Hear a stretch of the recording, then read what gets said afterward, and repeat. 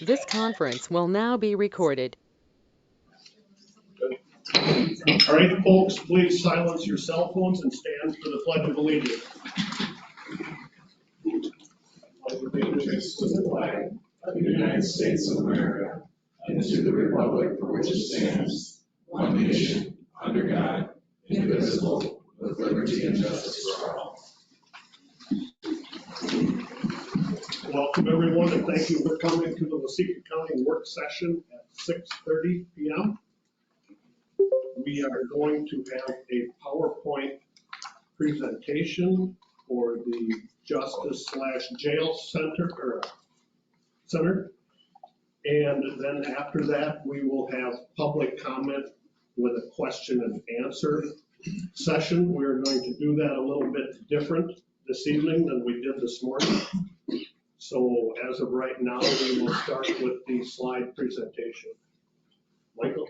All right, thank you, Mr. Chair, and thank you individuals for joining us this evening. I appreciate you taking the time to do so and give the commissioner some additional and valuable input into this very large process. So there's been a lot of time and effort that's gone into it, obviously, thus far. Still a lot more time and effort that will go into it into the future.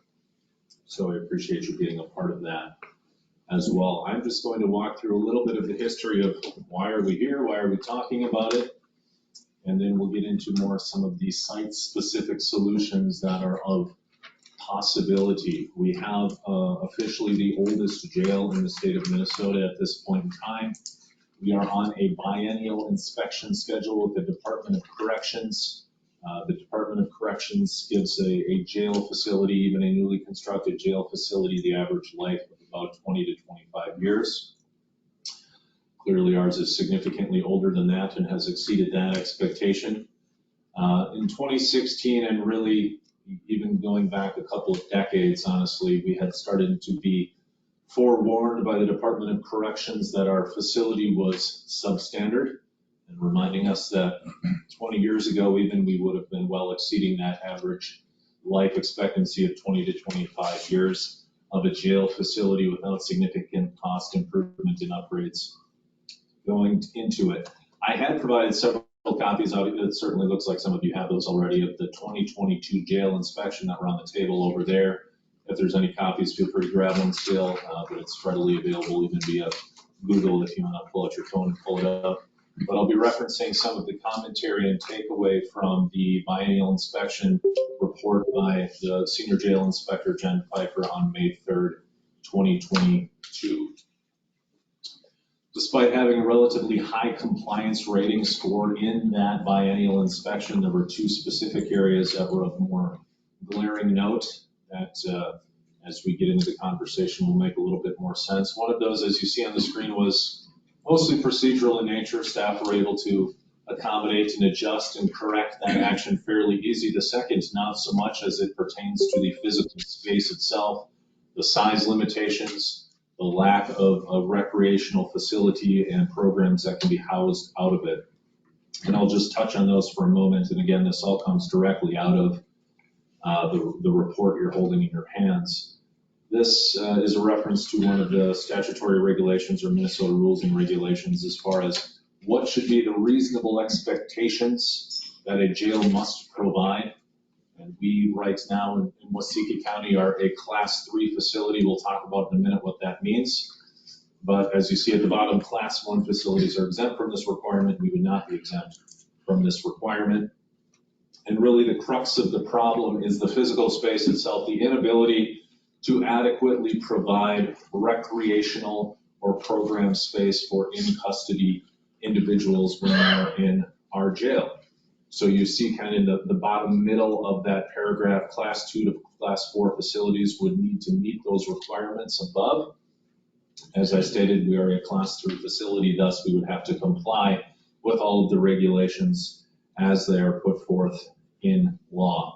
When we look at the definitions, as I mentioned a moment ago, between Class 1, Class 2, and Class 3, really it gets down to the size, the space, the ability to deliver programs effectively as well.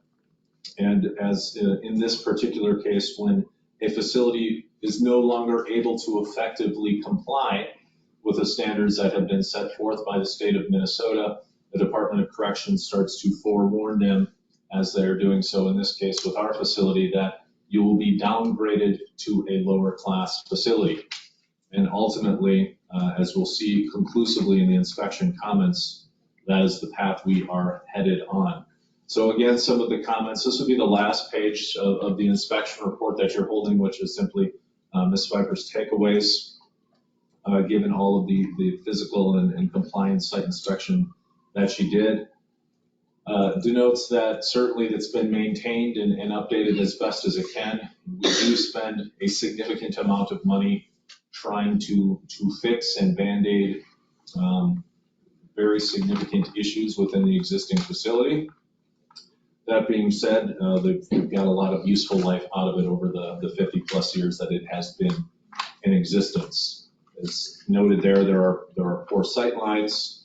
It is a linear model opposed to a modular design, which is more standard to Department of Corrections. So there is clear, intuitive sight lines into all of those cell areas. That is not the case in our current facility. We are lacking on support space, as was already mentioned, which is out of regulation, out of statutory compliance. We don't have the ability to change that without a complete holistic remodel or rebuild of the facility. Something pointed out as well that has been for a number of years, the route to take into court is problematic, as currently our jail and correction staff only have the option of physically taking an in-custody individual outside the front doors, down the sidewalk, up through the side entrance of the courthouse, down the courthouse hallways, and upstairs to the courtroom. Not in any way compliant or ideal. It is not safe for the individuals therein in all capacities as well. So the above mentioned concerns, as she states here, have been an ongoing issue. This isn't a new conversation. What really is new is the teeth, I guess you could say, that the Department of Corrections is putting into the conversation, as you can see culminating with that last comment on the bottom page of the last page of the document, recommending that Waseca County Jail be reduced to a 90-day facility. As mentioned, this was a biennial inspection that took place May of 2022. That means the next one should occur in May of 2024. The recommendation we have in front of us right now is it should be a 90-day facility. So in my limited time in this process, my assumption would be the best case scenario for the Waseca County Jail in May of 2024 is a reduction to a 90-day temporary holding facility. When we think about the timeline of when this showed up, and again, we were kind of coming out of the COVID-19 pandemic, the DOC was starting to get into jails and facilities again. So we had that inspection in May of 2022. That's when I found out about the situation itself. And then very quickly we responded to say, okay, what do we do about this? We need to start working with some individuals and some firms to develop some site concepts and designs to figure out what a solution could look like and what a solution could cost for Waseca County. So by June, we were contacting individuals, in this case, BKV Group. Mr. Schwartzman is sitting down here. Thank you for joining us tonight, Bruce, from BKV. And by August, we were sitting down with Bruce and some of his team and all of the county leadership, department heads, and some of the stakeholders involved to figure out what space are we currently working in versus what is an industry standard for the function or the service delivery that those people do. And then if we are building anew, what does it need to look like? And considering 5, 10, 15, 20-year growth models as we move forward as well. So we tasked Bruce and his team to include all of these programs within that design concept. Here's what we want in it. Here's relatively how big it should be.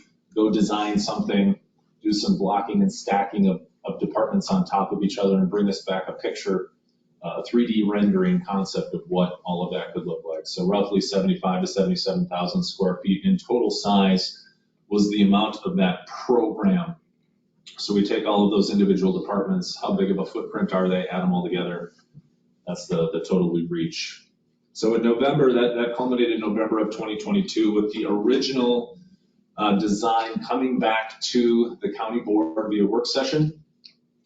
And what changes in this first design compared to the future ones is that BKV was asked to reuse all existing space as it is effectively standing right now. We went away from that concept in a little bit future renditions, but it is important that there are a lot of relative unknowns in that existing space. And we knew that even before we asked BKV to delve into a model that could use that existing space. And as we got further and further into the conversation, we realized it's not just a problem, it is a significant problem in terms of keeping the existing footprint, keeping the existing space. So the board was challenged with the idea of, should we really attach new construction to 50 and 60-year-old construction that we know is currently substandard and in need of a lot of dollars in maintaining and upgrades? So we came back to Bruce and said, Bruce, we'd like to see something that is a holistic solution that removes all of the existing infrastructure, starts over, but still gives us all of those same service deliveries that we asked you for to begin with. They did that and did a very good job of it and came back with a project of at the high end, $43.8 million. So all of these projects have a low and a high range. I'm using the high range on all of them just for consistency's sake to get some clarification there. So again, this was a completely standalone building for $43.8 million. It removes all existing sheriff administration, jail infrastructure, effectively turns that space into a parking lot, and that becomes the front parking lot for what would be a new judicial and jail building. After that June 2023 presentation, the board was further inquiring, okay, if we're going to spend XYZ number of dollars on this operation, we should know what it currently costs us. We should be able to adequately convey the cost benefit calculation of these programs and service deliveries. So the board inquired, okay, how many people do we have in our jail? What is it costing us currently in terms of staff time and the operations, the high level operative costs of a jail facility? So we, again, began some data gathering, some data mining. And in May of this year, we started collecting average daily populations going back to 2017 and devising that at that time, 2017 through 22, it yielded just north of 10 inmates per day. From 2019 to current, a little just north of 9 inmates per day, but wanting to get some kind of pre-COVID numbers and after COVID numbers, as there tended to be a little bit of a skew, I think, in those relative timeframes. But anywhere from 0 to 20 inmates recorded on any given day throughout that time period. So obviously there's can be a pretty significant range from day to day depending upon what's happening. So the other part of that cost benefit ratio is, okay, how much does it cost? So just looking at the high level program deliveries within the jail itself, this is how much it costs to have a jail. This comes right out of our 2023 budget. It does not include things like building, cleaning supplies, uniforms, utilities, equipment, current maintenance expense, etc. So just to get that clarification, but this is kind of the meat of the jail operation just in terms of operational costs itself. So you do a little quick math, and in 2019 data going forward at $1.3 million of operating costs, it yields about $144,000 per inmate per year based upon the average daily population that we have in the jail, how many inmates on average are in custody in our jail at any point in time throughout the year.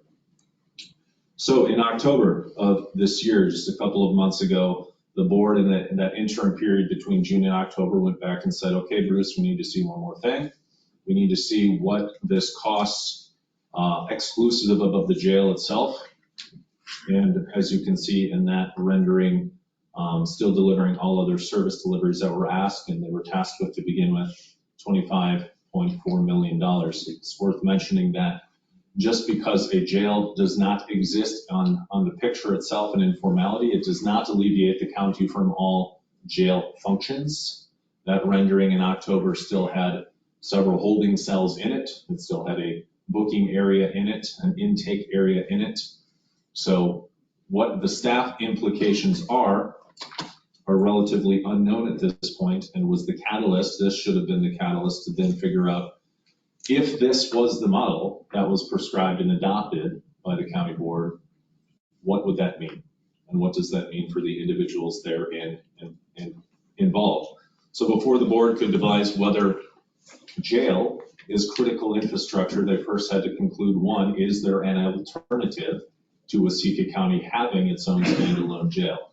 Thus far, the question, or the answer I should say to that question, has been yes, predominantly stated by the three counties, as you see on the screen, that have cited interest in working with us to house an inmate population should there be a need. And again, I always give this caveat and have many, many times in conversations with people. This does not at all speak to the effectiveness of that alternative. That's not what I'm saying at all. This simply speaks to, one, is there an alternative? Yes. Now, we can argue for quite a while probably on the effectiveness of that alternative and which of those three counties would be best suited to do that. That's not at all my goal. It's just simply to say, one, is there an alternative? Are there people willing to talk to you about an alternative? And thus far that has been yes. So in 2020, this is relevant because there's been a lot of communication and conversation with Steele County and this contract with Steele County.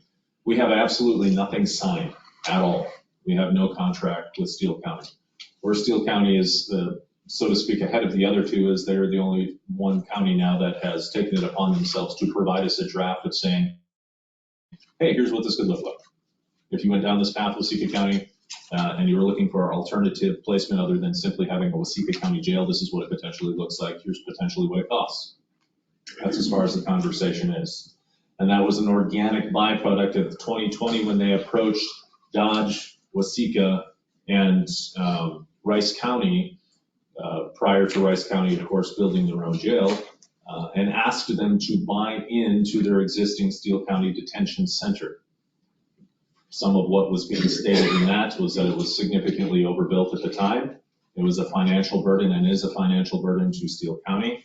So they were looking to other counties adjacent to them to regionalize in a way that would be more cost efficient and fiscally solvent, financially solvent for them. So at the time, as I said, Rice County was looking at building a new jail facility. Eventually they did vote to do that in May of 2021.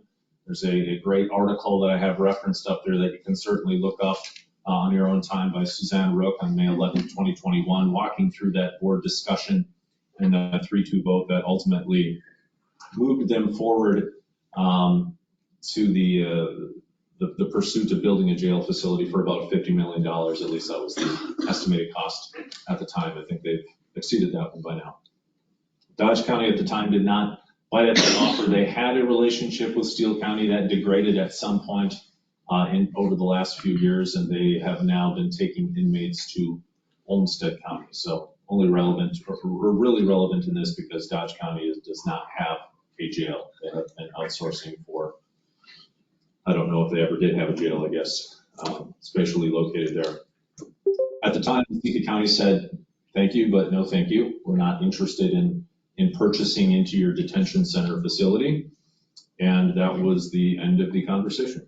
After that June 2023 presentation, as more data mining and information gathering was happening by the county board, as I said, the Steele County alternative was readily there. We knew they were willing to talk to us already, and they're the easy one to point at and say, hey, what does this look like? What does this mean? And as I said, they very quickly produced a draft of a potential contract for that solution. So the contract language itself is, we were very clear that there can't be guesswork going into this. This has to be a guarantee for this number of beds over this number of time. And effectively, as I said, that's what they had returned to us. So what would this mean? And you look at that October design again that we saw a couple of months ago at the Board of Commissioners work session. What would the staff implications be? Again, these are all things that are just now being analyzed. Okay, so I'm not going to answer that question for you.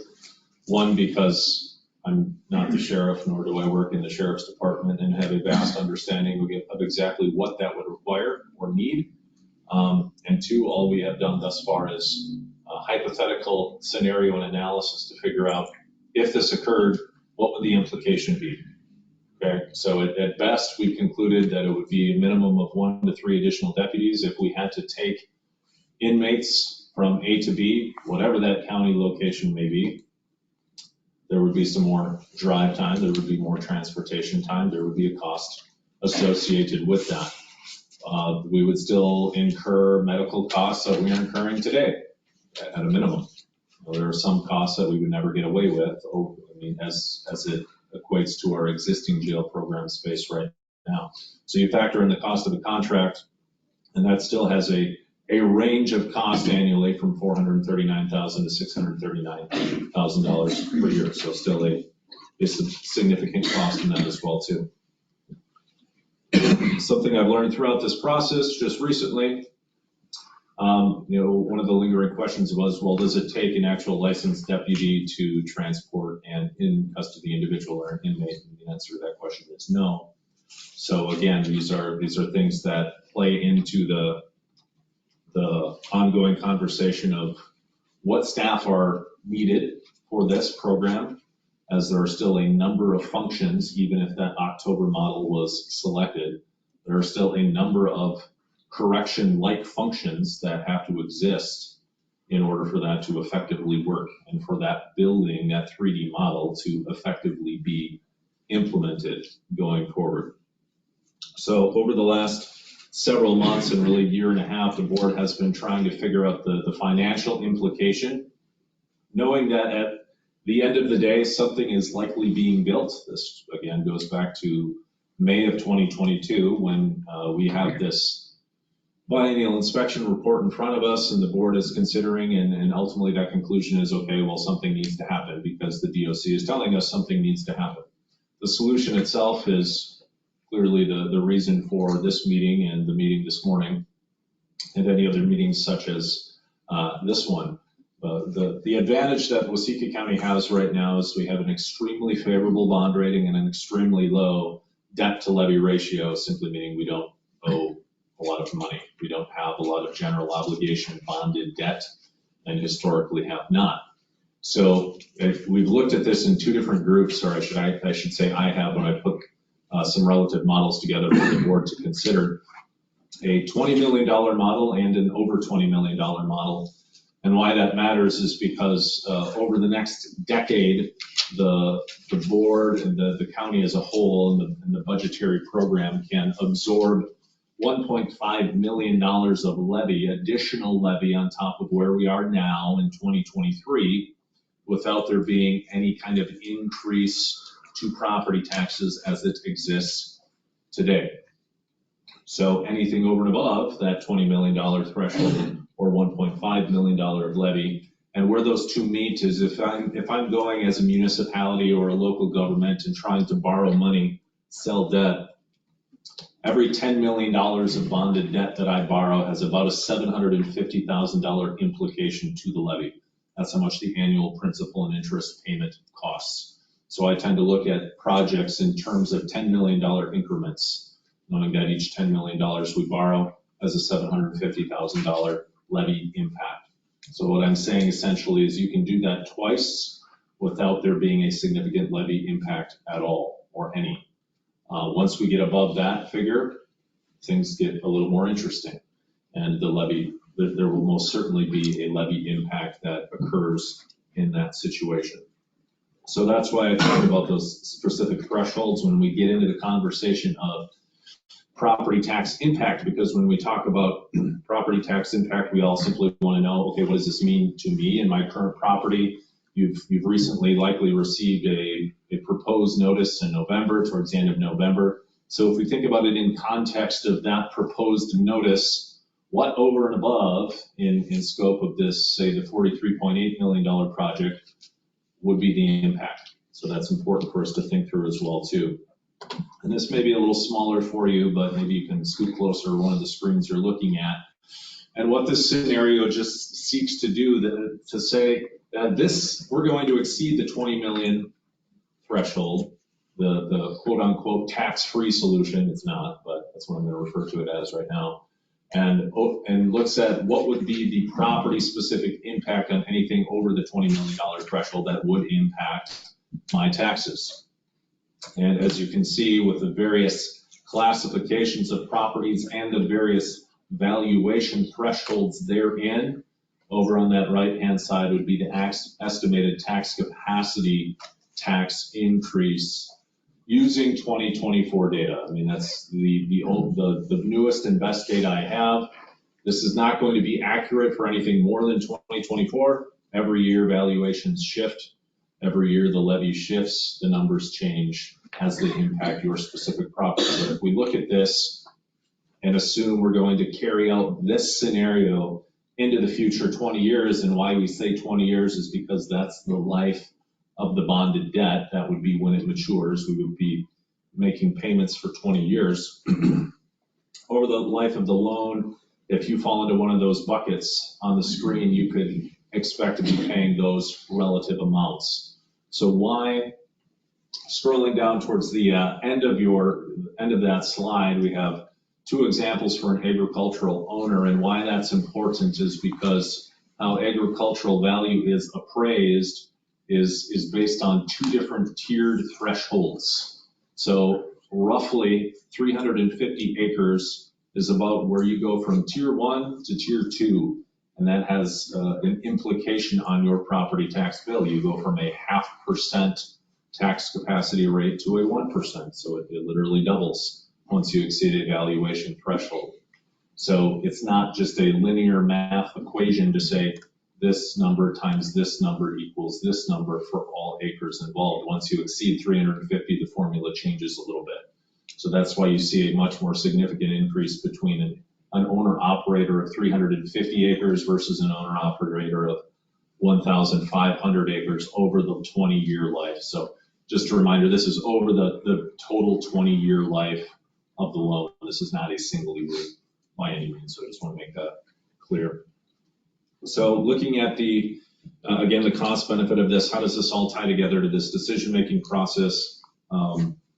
Looking at the ADPs again, 2019 going forward, as you recall a few slides ago, it was $144,000 per inmate per year. That's the current cost of our jail operation. If you add $1.5 million in debt service on top of that, it goes to $311,000, or using the 2017 data, which gets us a little further away from COVID, upping the ADP by $280,000 per inmate per year. I've had a number of opportunities to chat with individuals, staff, stakeholders, business owners, farmers, several in this room, I'm quite sure.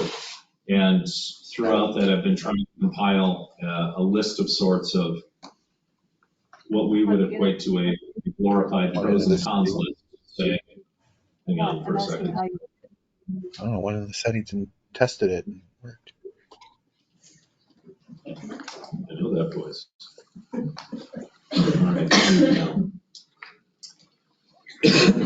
All right. I've been compiling a relative pros and cons list, as I said, to say what are the problems if we don't have a jail versus what are the concerns maybe with going forward and building a new jail. And there's been a lot of helpful and insightful comments there, but these are some of the things I'm hearing. There will be an inability to find consistent housing for inmates. Some of that may be contractually in context saying that, well, what if this contract goes away? What are you going to do with an inmate at that point in time? And you'll see that a little bit more further down the list too. Unsafe road conditions for transporting inmates to another facility. Problems taking deputies off patrol to transport an inmate when they're supposed to be on a shift somewhere else, keeping people safe. Not being in control of the situation, not taking care of our own. Part of that being that if we have a Waseca County, if someone is being arrested in Waseca County, we should have an obligation to see that process through individually. We'll be stuck with inmates with no place to go. Will the community feel unsafe? Is that institutional loss, so to speak, of not having a jail that we have always had have an impact on the average constituent in a way that says, I feel less safe, or the public safety process in general has been reduced or diminished in some way.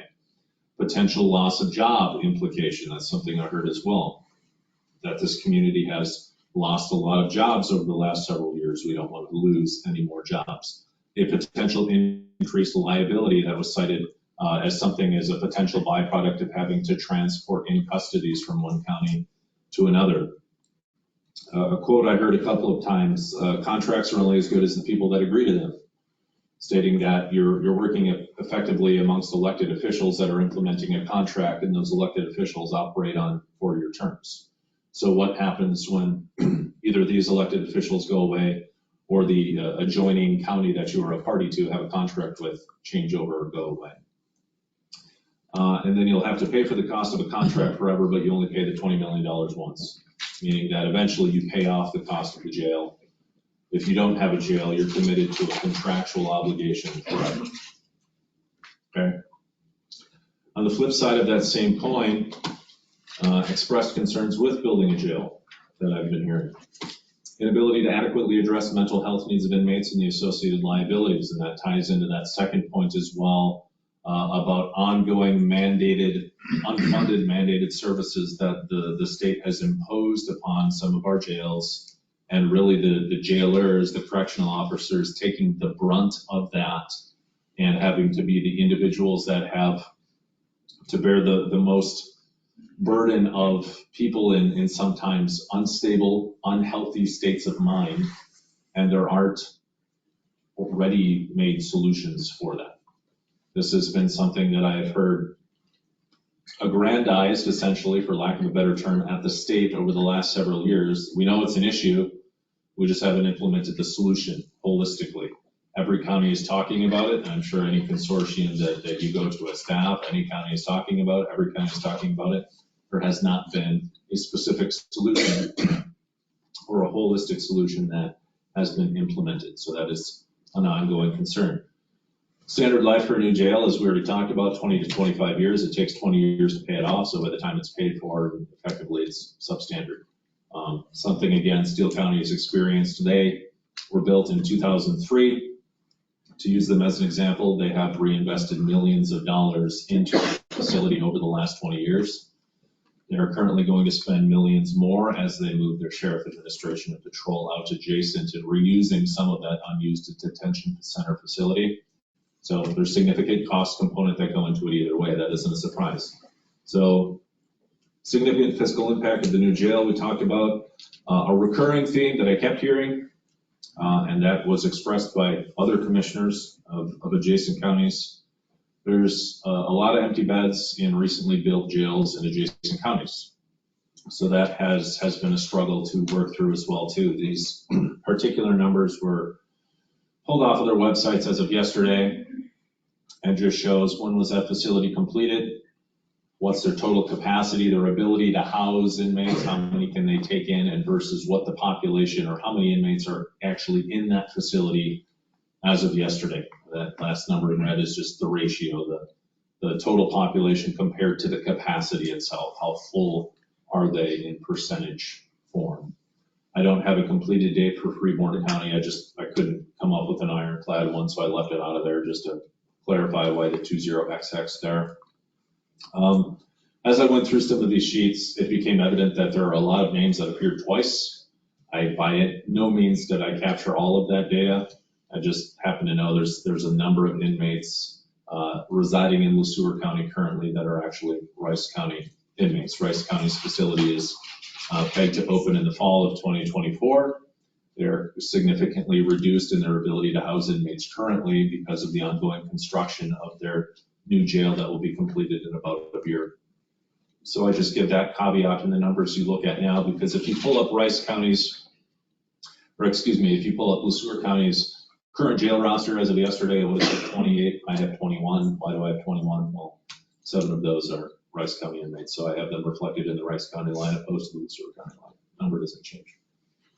So in grand total, 515 empty beds in adjacent counties as of yesterday. Now, caveat I gave this morning, I'll certainly give it again now. I am not by any means suggesting that they have the ability to house 515 inmates in all of those existing counties, because they don't. All right, they have some of the same staffing shortages, the same struggles with the ability to hire correctional officers. Some of the portions of those locations in general have been shuttered or mothballed to a certain extent because of the lower capacity. These are just the total numbers, what the capacity for that jail was built to house compared to what's in there. So yes, it is a well and true number as it appears on their inspection level report, but I'm not in any way suggesting that there are 515 empty and ready beds that could be filled today, because I'm quite positive that is not the case, and they cannot do that. So what we have before us right now, and ultimately what the Board of Commissioners is working through, is a side-by-side solution for what pre-May and post-May look like, and really it maybe should be post-June, and that's simply because that next biennial inspection is coming in June, or May, excuse me. So as of June, there has to be a solution that is in place, because we have been told thus far that the recommendation is on the table that we be moved down to a 90-day facility. And again, I'm not the one to tell you what that means to the existing operation. It would be naive of me to try to do that, and I'm not going to try to do that. All I know is what they have told us and what they have enforced in other counties adjacent to us, Rice County being an example as well. Rice County currently is a 90-day facility because they did not meet the timeline for their new implemented jail solution. So obviously I can point at Rice and say, well, they're a lot farther in the process than we are. Why would the DOC take any other approach with us other than to bring us down to the 90-day facility that they said they were going to? So that's why I've stated before that the best case solution, the best case scenario for us in that May inspection is to be down to a 90-day facility. Ms. Pfeiffer visited with the board this previous May as well, 2023 now, and was not too coy about the idea that there is all of the evidentiary information in place to say that you should be a Class 1 facility, which again is a 72-hour hold. I would call that worst case scenario. So best case scenario in my mind, how I have to look at it is we'll be a 90-day facility in May. Worst case scenario, we would be kicked down to a 72-hour temporary holding facility. That's something that needs to be resolved going forward in the short term. What the long-term solution looks like, again, the point of this meeting, why the commissioners have invited you here and trying to get input into this overall process, ultimately taking the approach, it's your money, what do you want to do with it? It's taxpayer dollars, how should they best be spent, and what should that philosophical approach to corrections be for Waseca County going forward? That's all I got, Mr. Chair. Thank you, Michael. I have a couple of comments before we get started. There has been no decision made about this, and there will not be a decision made tonight because it's a work session. All of our work sessions and all of our board meetings are recorded. We're as transparent as we can possibly be.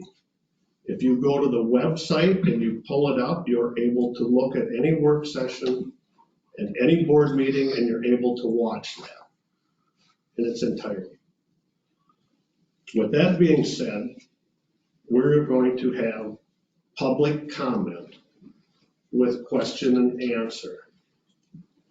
We are going to start with the public first, and then we are going to let staff go. If you were here this morning, you will not be allowed to speak this evening, with the exception of the sheriff on staff. If someone gets up before you and they take your thunder, that's the way it is. Keep the redundancy to a minimum. And we want 3 minutes. Thank you. Comment.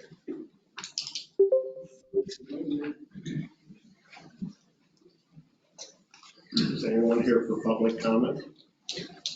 You step up. Yes, please come up to the podium. Sorry, I forgot that. That's all right. State your name and address for the record. Mike Anderson, 35457 85th Street, Waseca.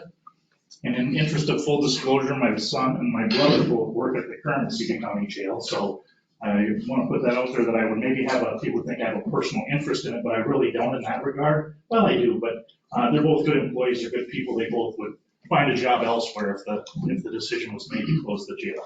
Having said that, I'm an advocate of not contracting with Steele County at this point, and of considering building a new jail. I pay a lot of property taxes, I don't like to, I don't want them to go up, right? Much like most everybody else, I suspect. But when we look at what government does a lot of things, and some things they should do, and some things they could be argued they shouldn't do. Public safety is clearly one of the most important, if not the most important thing the government does, provide for the public safety. Now, we can talk about regionalization and cost savings, because that's, I think, what we're looking at too here is the numbers. And I think that Mr. Johnson did a nice job of laying out the facts that we know so far, but I think one thing I would like to see more of is some real detailed cost analysis of the contract and the transport costs, not just for the sheriff's office, but for the Waseca Police Department, the Richland, Janesville, who also have to deal with inmates, taking them to jail, interviewing them in jail in days, following those types of factors too. So I'd like some more analysis on that. I think would be beneficial. I think hearing from the district court would be beneficial. There's a couple judges in the audience, maybe they're not interested in talking, but we're still gonna have to transport inmates back for hearings. And one of the things I've seen over the last few years is Zoom has become really popular, right? Let's do Zoom hearings. I will tell you, I'm not a fan of Zoom hearings. I understand COVID, we had to do some creative things like that, but the reality that I've seen is part of our process in our justice is that people who are charged with a crime, the defendant has to come and stand before the court and be held to account for those crimes. And when they're sitting in their living room on their cell phone, I see a level of disrespect towards the court, towards the attorneys, towards the justice system, towards the precedent. So I think the pendulum is swinging on that, and we're gonna go away from maybe Zoom hearings, or at least I hope we will as time goes on. So I don't think that that's really a cost saving. So you start looking at numbers of running people back and forth to court. I also looked at the inmate numbers, and I think, this pendulum is swinging there too. Crime has been up, right? And I think the numbers are gonna continue up. Most of these other surrounding jails, it looks like to me, overbuilt. I don't think we need an 80 or 100 bed facility in Waseca County based on our numbers, right? So if we can get cost numbers down by doing a smaller facility, I think that would be important too, right? But just some of the things. Obviously, this is a can that's been kicked down the road for far too long, right? I was here a police officer for the city of Waseca in the 90s, early 2000s, and there was discussions back then about the inadequacies in the jail, and nothing's been done. And I'm not here to point fingers at anybody or my friend Brad, the former sheriff. That's not my goal, right? But really, we've let this go far too long, and that's why we're in the position we're in now, where we're kind of crunched, right? We don't know what we're gonna do. We might end up being a 90-day facility, and that I think is a bad thing, no matter what we have to do until we get a result. So I guess what I'm just gonna continue and finish up with my time is probably up. Nobody's got a stopwatch, right? My wife usually has an egg timer when I'm speaking, but I'll try and wrap it up. I know building a new facility is gonna be expensive. It's gonna be hard. It's gonna require a lot of work on all of your parts and your part and the sheriff's part and leaders in the community, but I think it's the right thing to do. It's not gonna be the easy thing to do. It's not gonna maybe always be the cheapest thing to do. I think it's the right thing to do for public safety for our community. It is a piece of critical infrastructure, right? When people wanna come to the community, that's what they look at is their schools. A lot of people were opposed to the bike trail around the lake and the cost of that. It's a great asset to the community, in my opinion, right? A lot of people were opposed to the water park that the city built several years ago. It's a great asset to the community. People are opposed to what we're doing with Clear Lake, the money we're spending to clean up Clear Lake. But you know what? It's an asset to the community, and this is the same type of thing, in my opinion.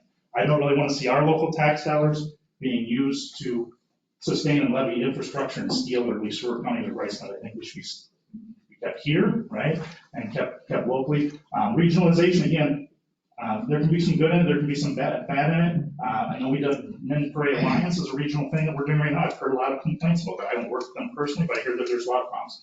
Part of the reason why we have local governments is because all these people here can come and see you right here tonight. They know who their representative is, right? They know how to get a hold of you, they know how to talk to you. Anybody's ever tried to talk to your state representative or US representative, the higher you go up in bigger organizations of government, the harder that gets, right? So we do have the accountability and locally, and we want to keep that. So I have some more points, but I don't want to be redundant. I don't want to take any more time than I have because I'm probably way over 2 minutes. So thank you very much. Thank you.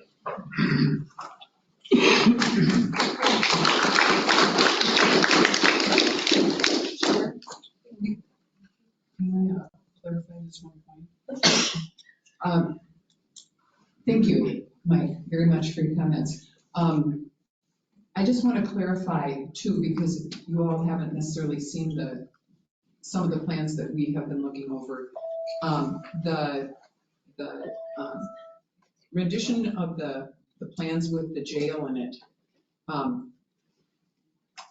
think if I recall correctly, was like just over 30 beds for $43.8 million. It's not a 50 bed, it's not a 100 bed facility. It's $43.8 million for about 32 beds. So just to put that in context, that we weren't looking at the sketches we've looked at so far. If we would build a jail, we're not going to build a huge jail. And that's not what we've been considering or even looking at. Just to put that in context. Thanks. Public comment?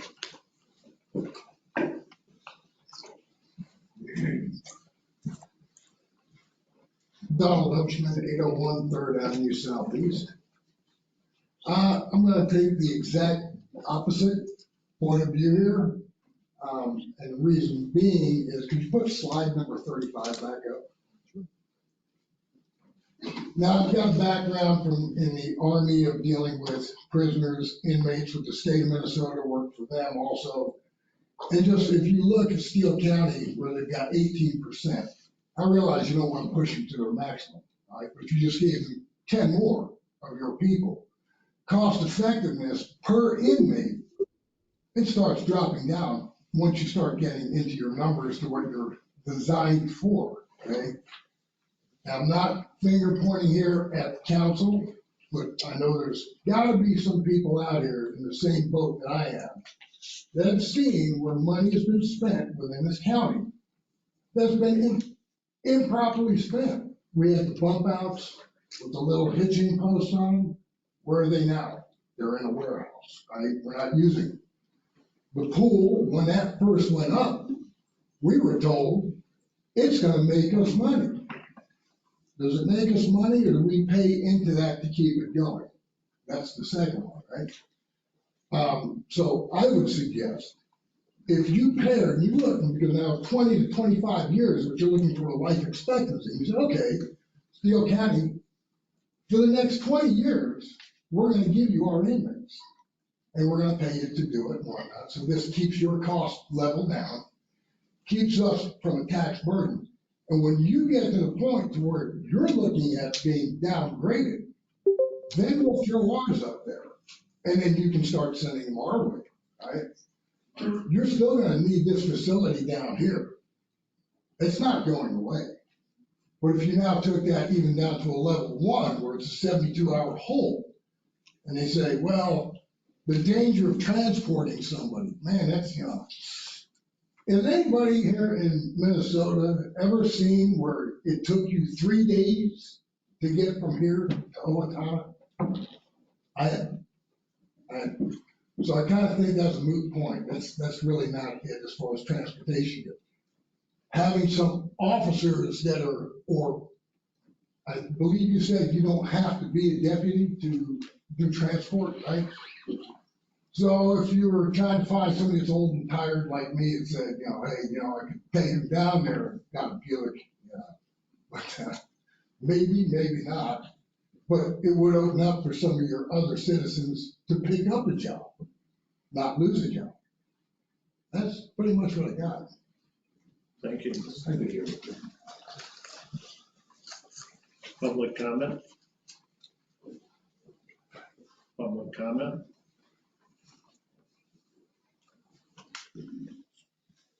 Good evening. I know you all know who I am. District Court Judge Carol Pinks. I prefer not to give my address, but I am a Muskegon County resident. I'm here because I've been in the system long enough. I've seen the space studies numerous times. I've seen the plans come out, and then the price tag comes out, and all of a sudden the plan changes because nobody wants to pay the big price, which I understand. As a taxpayer, I completely understand that. But would I encourage this these commissioners to do is step back and think, why did this discussion even come up from the get-go? It's because our jail is non-compliant. Department of Corrections have given us that message for quite some time.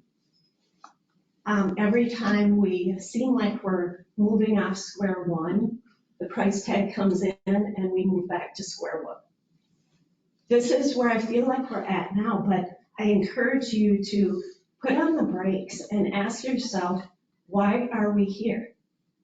It's because of our jail. I would love to see a new judicial center. We don't need a judicial center. We need a jail. We need a jail because it's for public safety. And I went on the Waseca County's website, and the Waseca County's mission is to effectively provide services for the health, safety, and general welfare of the public. Our jail is the connection to do that. Our jail has been in operation over 50 years. Yeah, they say the building is non-compliant or out of compliance within 25 years, but hey, we've come 50, so it can't be all that bad, right? And going down to a 90-day facility might not be the worst thing in the world, but getting rid of the jail would be detrimental to our community's public safety. I've seen mental health evaluations that I've ordered more than triple in the last 3 years. That means we have severe mental health issues for people in our community, which has resulted in them getting criminal charges, resulted in them looking at civil commitments. They've had family members that have been traumatized, have been their safety threatened. Sometimes putting them in jail is protecting their own safety, not just the public safety, because we all know there's not enough mental health facility beds available for these people. So a jail does not just serve criminals and keeping them off the street.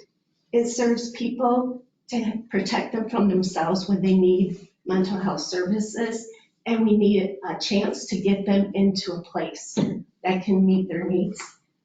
It also protects when we have a person on a civil commitment that isn't doing well. They're a threat to their own safety or their family's safety. Sometimes we have to put a hold order on them, get them away from the community, get them in a secure facility until we can get them the services they need. Here's another thing, child support contempt. Sometimes we have to put people in jail because they choose not to pay support for their own children. That's additional collateral consequences and sanctions of why we need a jail. I'm going to go on. There's, we have a drug court program. If our drug court participants really run off the rails and we need to impose some sanctions, we got the jail right here to do that. Putting our people in neighboring counties does not provide the public safety or services that Waseca County residents should deserve and the inmates and their families should deserve. There's so many cases where inmates, they don't have licenses. They don't have families that have licenses to go to neighboring counties, even for a simple visitation. And what about the children that their parents have been deprived from being part of the family because they're sitting in jail? Well, that doesn't mean that the children shouldn't have a right to still see their parents. If they're housed out of county, that's a detrimental effect on them as well. I am a strong advocate for our Waseca County deputies and our jail staff. I would put them at the top of the state of Minnesota as far as what they do. If I know from my own experience that when we have inmates housed in other neighboring counties and we have to coordinate hearings, we do not get the service that we get from our own jail staff and our own sheriff's department. I have had hearings delayed well over an hour because the jailer in the other county simply don't have the staff to get them to the Zoom room to have a timely hearing. So we're waiting for the jail staff in some other county just to address a hearing. Some of these hearings are time sensitive. And if someone doesn't appear timely for like a bail hearing, the law says we should be releasing them. Do we really want to release them back to the public without setting bail or conditions of release? That's what I see happening. I've seen it happen. I anticipate that the number of cases involving mental health issues is not going to go down. It's consistently gone up the last 3 years. The number of serious level crimes has gone up the last 3 years. So our need for a jail is not going to go down. I anticipate it to go up. I encourage this committee to really take a step back and ask yourself how we got here to begin with, and what is the priority?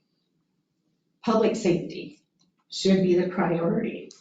And our community members deserve to have safety, and keeping the jail in our community is the #1 way I see that happening. Thank you. Thank you, Jeff.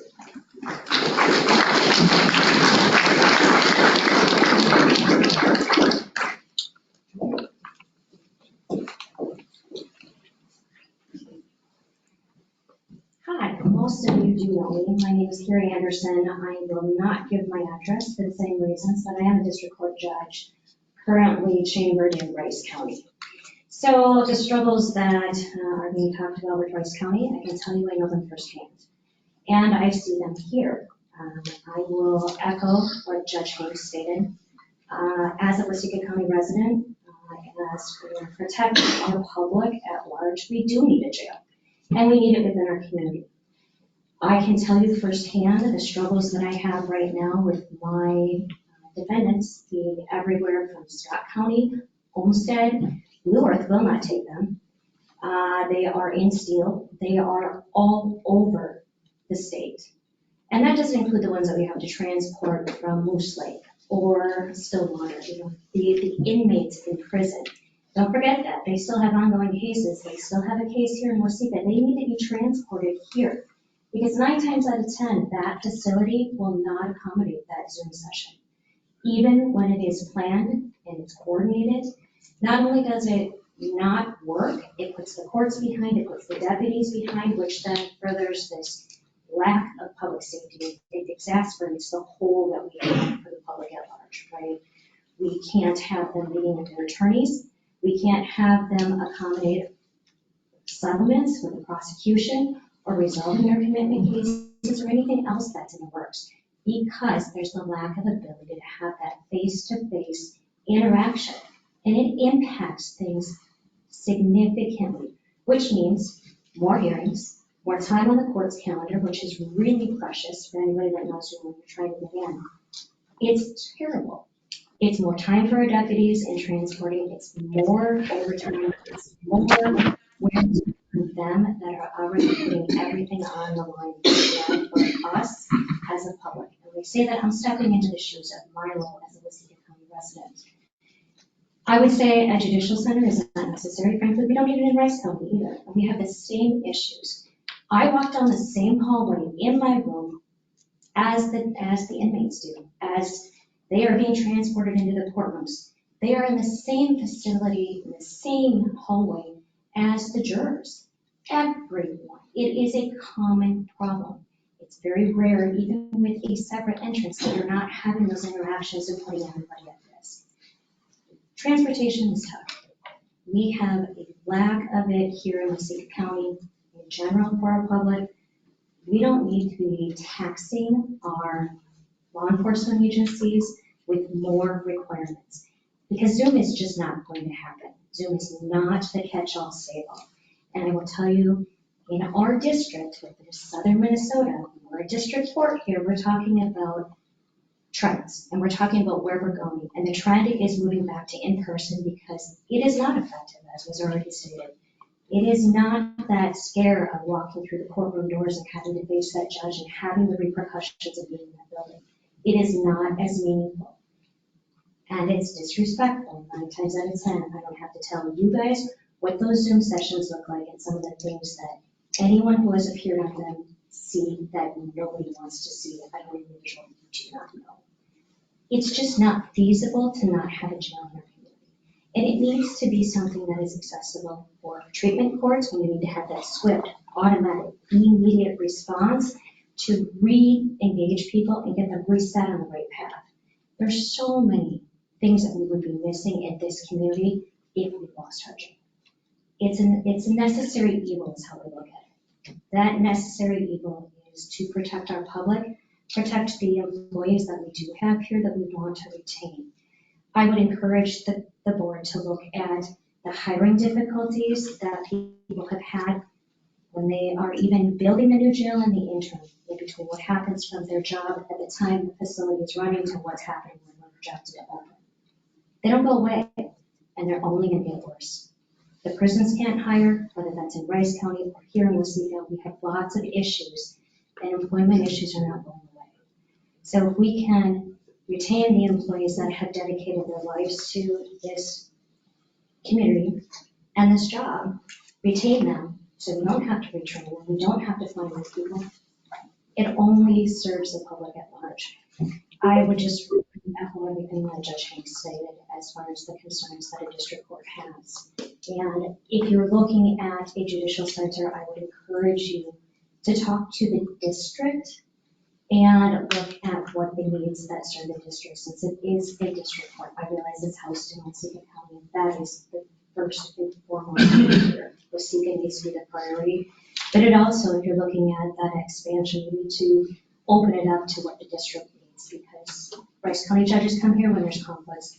We get Waseca County judges when we have conflicts. It's a district, but I would strongly encourage you to look at a way to make a jail in our community here in Waseca County work.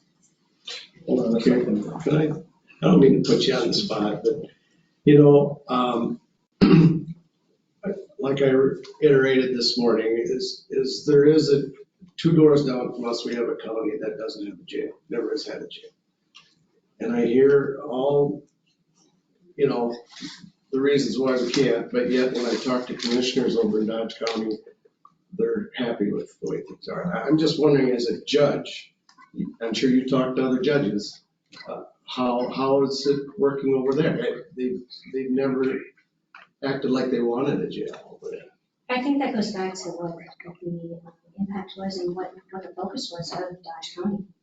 If their focus was not protecting their public in the way that you guys have historically, then I think you go with what you know. But with the trends uptaking, the amount of in-custodies that are happening, whether it's Waseca County or another county, they're only increasing. And if they're taken into custody, they need to be seen within 36 hours. Those are putting restrictions on law enforcement and other individuals. So it's a huge problem when you think about those quick turnarounds that you have to have. Maybe they're lucky that they have part-timers that would do that, but I think it's really taxing on the individuals that we do have.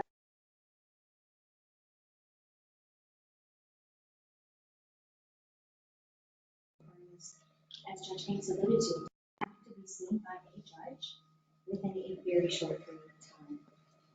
It's really taxing. I think if you don't know any better, you don't know any better, right? It's what you've always had. You've had something and then to turn around and remove it from your community. I think that's a whole different scenario that you need to look at. Thank you.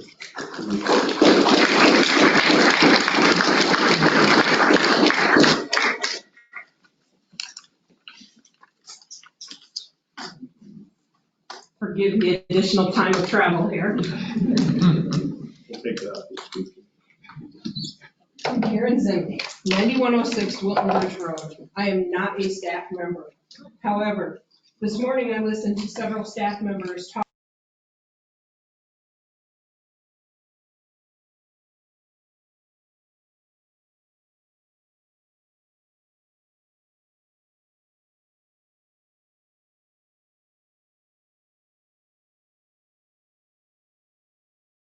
others. However, listening to your city presentation, listening to your presentation this morning, it certainly seems to me that option 3 is the one that people are leaning towards. And people, I mean you as decision makers, okay? So again, if it's not an effective solution, it doesn't matter what it costs, okay? Again, I'm trying to skip over, I've been crossing out stuff as people are bringing up things, so I'm not redundant, but the people who work with this jail and court on a daily basis have said, this is needed. Not we want this, not this is a frill of some fringe benefit that we want. We need this is why we need this. And I'd like to point out that not only this morning did you hear from deputies, the sheriff, probation, the county attorney, and a public defender, but for love of God, the county attorney and the public defender actually agreed. You know, I mean, I think that says a lot. And I just don't understand why we would consider an option that isn't effective when the people that work in this every day have said over and over, there are huge concerns with this. Mr. Johnson himself just admitted not too long ago that Dodge started off with Steele County as their provider, and that fell apart. Steele County and Waseca County and Steele County and many other counties do not have good relationships, and the common denominator there is Steele County. And you guys have been through that. Some of you have been on this board long that you've been through that. But again, contractually, if we enter into some sort of agreement with Steele County and something falls apart, we don't have the option that Dodge had to go to Olmsted. We're stuck. And even if it's a great deal the first 2 years, there's nothing to say that that 3rd, 5th, 10th year, it's going to continue to be a great deal. But again, over and over, I'm trying not to go over the same things that have been said by others. But again, it's that Steele County seems to be the answer to what has been brought up as a problem. Looking at, solving the security with the court problem, I'm happy that you're concerned with solving that problem. However, I'm also concerned with the security and all of the problems that the community could possibly face because of this. It's easy to look at the dollars, but this is so much beyond dollars. This isn't a business. I know that we want to be fiscally responsible, but this isn't a business. Public safety does not break even. It never breaks even. And once you get rid of something, it's hard to get it back into the budget as well. Also, as far as Steele County goes, not to go back to them, but harping on this, how many times have they come to you and said, hey, we'd like some of your inmates. Hey, we'd like some of your money. Over and over. My opinion is those shouldn't be the people you're asking about, hey, how did it go for you when you built your building? Obviously something went wrong, whether they overbuilt it, whether they didn't think about things, whatever. If you want to talk to somebody, go talk to the Rice County Sheriff about how much money he spent in the last couple of years housing inmates other places, transporting inmates, all of the logistics problems that were involved with that. I also understand, coming from a farm family, that they are just disproportionately affected. They always are. I mean, it's just part of the deal. I don't find that the actual amount for a $200,000 or $300,000 house in this county is all that prohibitive, given the fact that the state of Minnesota just put 40% increase in their taxes and their spending. So I don't think, again, looking over that we've gotten 50 years out of our jail, we're due, it's time. But the bottom line here is that you have a good staff here, you have excellent deputies, you have good jail staff, you have good probation, county attorney. Give them the tools they need to do their job. That's all they're asking for. And in this case, it's a facility. Build the jail.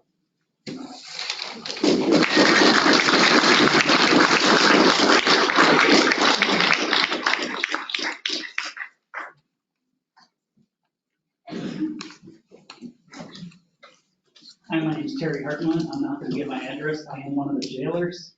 I'm one that works with a lot of these other counties. If we were to have court, we try to ship people out, some of our females, we'll call a county, you take this female? Nope, we don't have the staff. In the last month and a half, I know there's 4 times where I've called. I deal with the court. When they're done with court, my job is to find a place for these females to go. I call the Seward County, I go through the medical questions with them. We want to know if there's any medical issues. So we'll go through the medical questions with them. We'll fax it to that county. They'll call back. No, we won't take them, or we're not dealing with anybody with meds. We're short-staffed. We can't, and if they did accept them, there's times where they'll say, well, we can't take that female for 4 hours.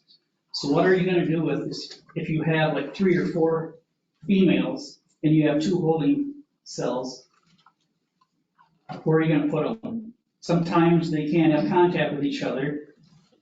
For instance, like the drug task force, if they bought 4 or 5 people, keep them separate.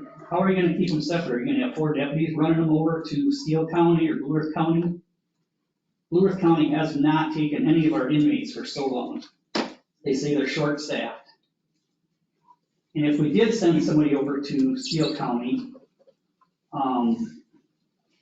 say there's a jury trial going on, and we don't know what time the court's gonna be, we'll hear from the court and they'll say, we don't know, when we have a break, we'll get this person in. Are they expecting us to call over Steele County at the last minute and say, hurry up and log in and do court for us? A lot of times they won't do our court from 11 to 11:30, which would be about break time for trials. So my question is, what are you guys gonna do if this happens? If you can't find anybody that's gonna take these people? It's just a question. That's all I got. Thanks, Terry.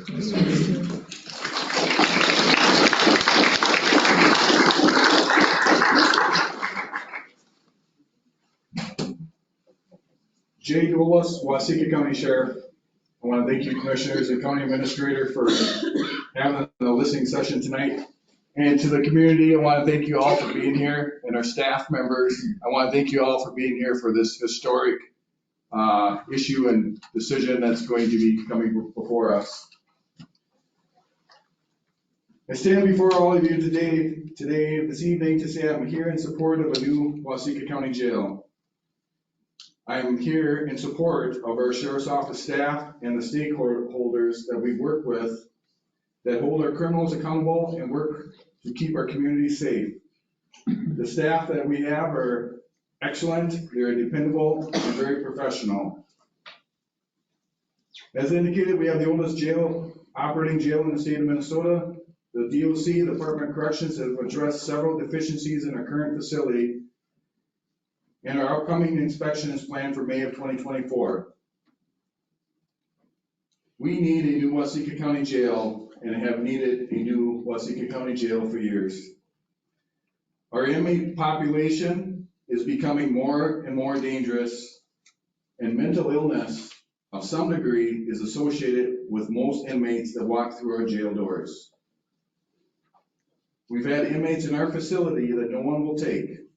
They're too dangerous, they're mentally ill, or a combination of too dangerous and mentally ill. No other jails or hospitals will take. They have repeatedly told us, no, we can't take them. Recently, staff has called all over the state of Minnesota and even surrounding states for someone to take a female inmate that was too dangerous and suffering from mental illness. No one would take her. Additionally, in recent months, we have several inmates, male and females, no jail would take. This is becoming the new norm. When outside agencies have agreed to take an inmate, it's not long before they call us back to have us return the inmate to us. Recently, they called, demanded an inmate be returned to us. We had no staff available. They returned that inmate to our jail. If we don't have a jail to fall back on, where will those inmates go? Remember, other jails and hospitals have routinely refused to accept those difficult inmates. There appears to be a cost savings for not having a jail. Is there truly a cost savings for not having a jail? Waseca County has never been without a jail. What are those costs of not having a jail? There's many people that spoke this morning, spoke this evening in front of me, and I'm sure there's others behind me that will speak as well.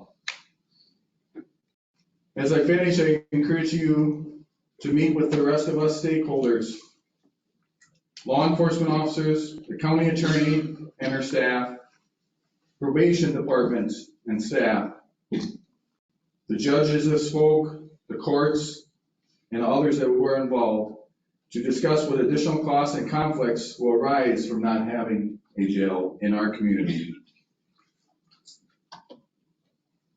I end with, we need a jail, and I support a jail. Thank you for your time. Sure.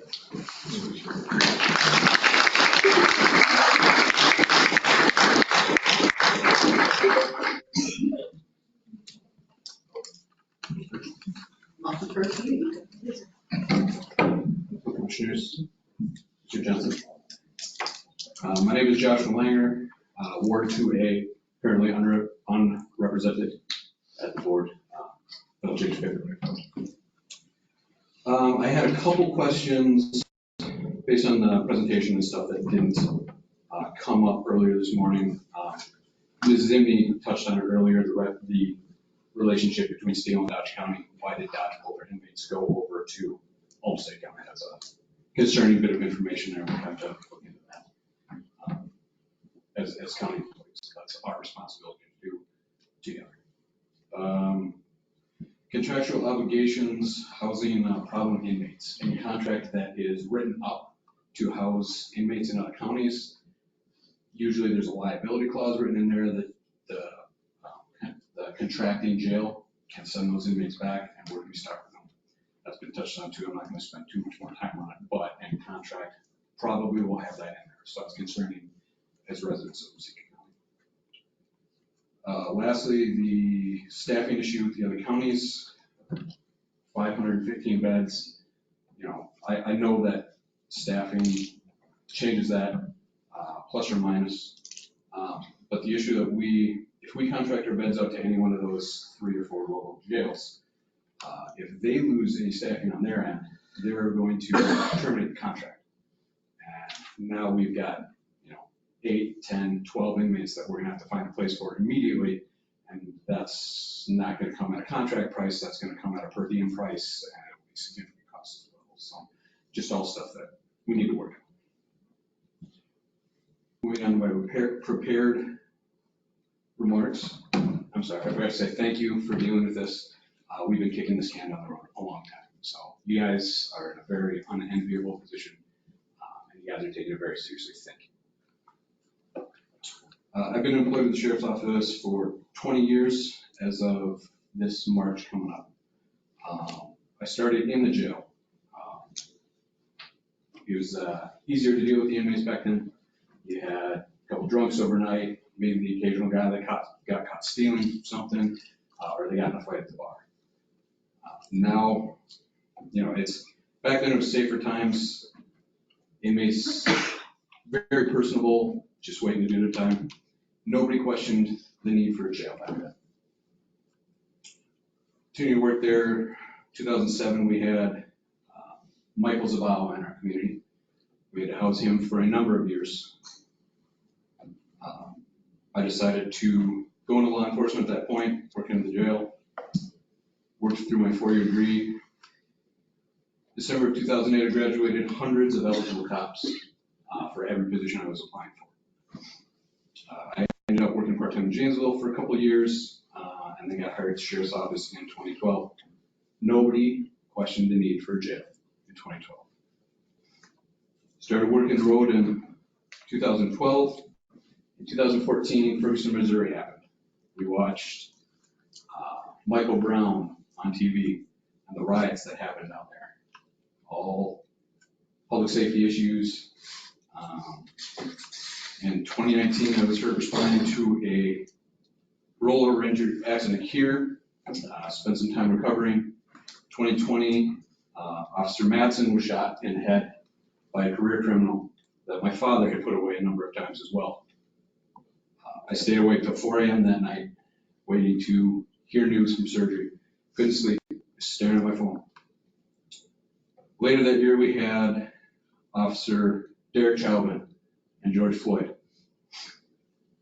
I was up in the hospital for that with my major surgery. I watched Lake Street burn from the hospital with my own eyes.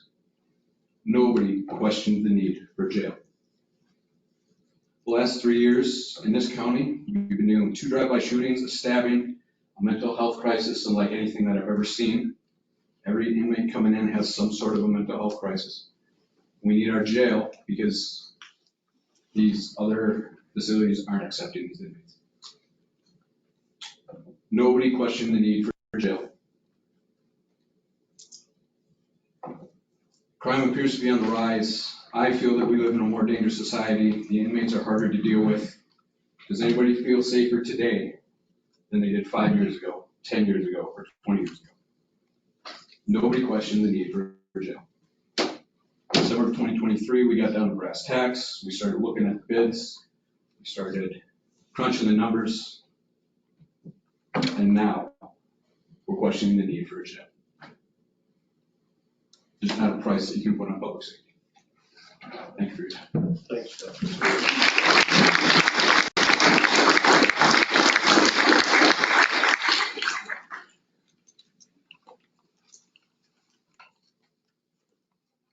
Good evening. My name is Amanda Pfluger. I'm an assistant Rustica County attorney. I'm here tonight on behalf of Rachel Cornelius, a Rustica County attorney. She had a family conflict, so she wasn't able to be here in person. You can read her comments. They are recorded and they'll be up on the county website if they're not already there.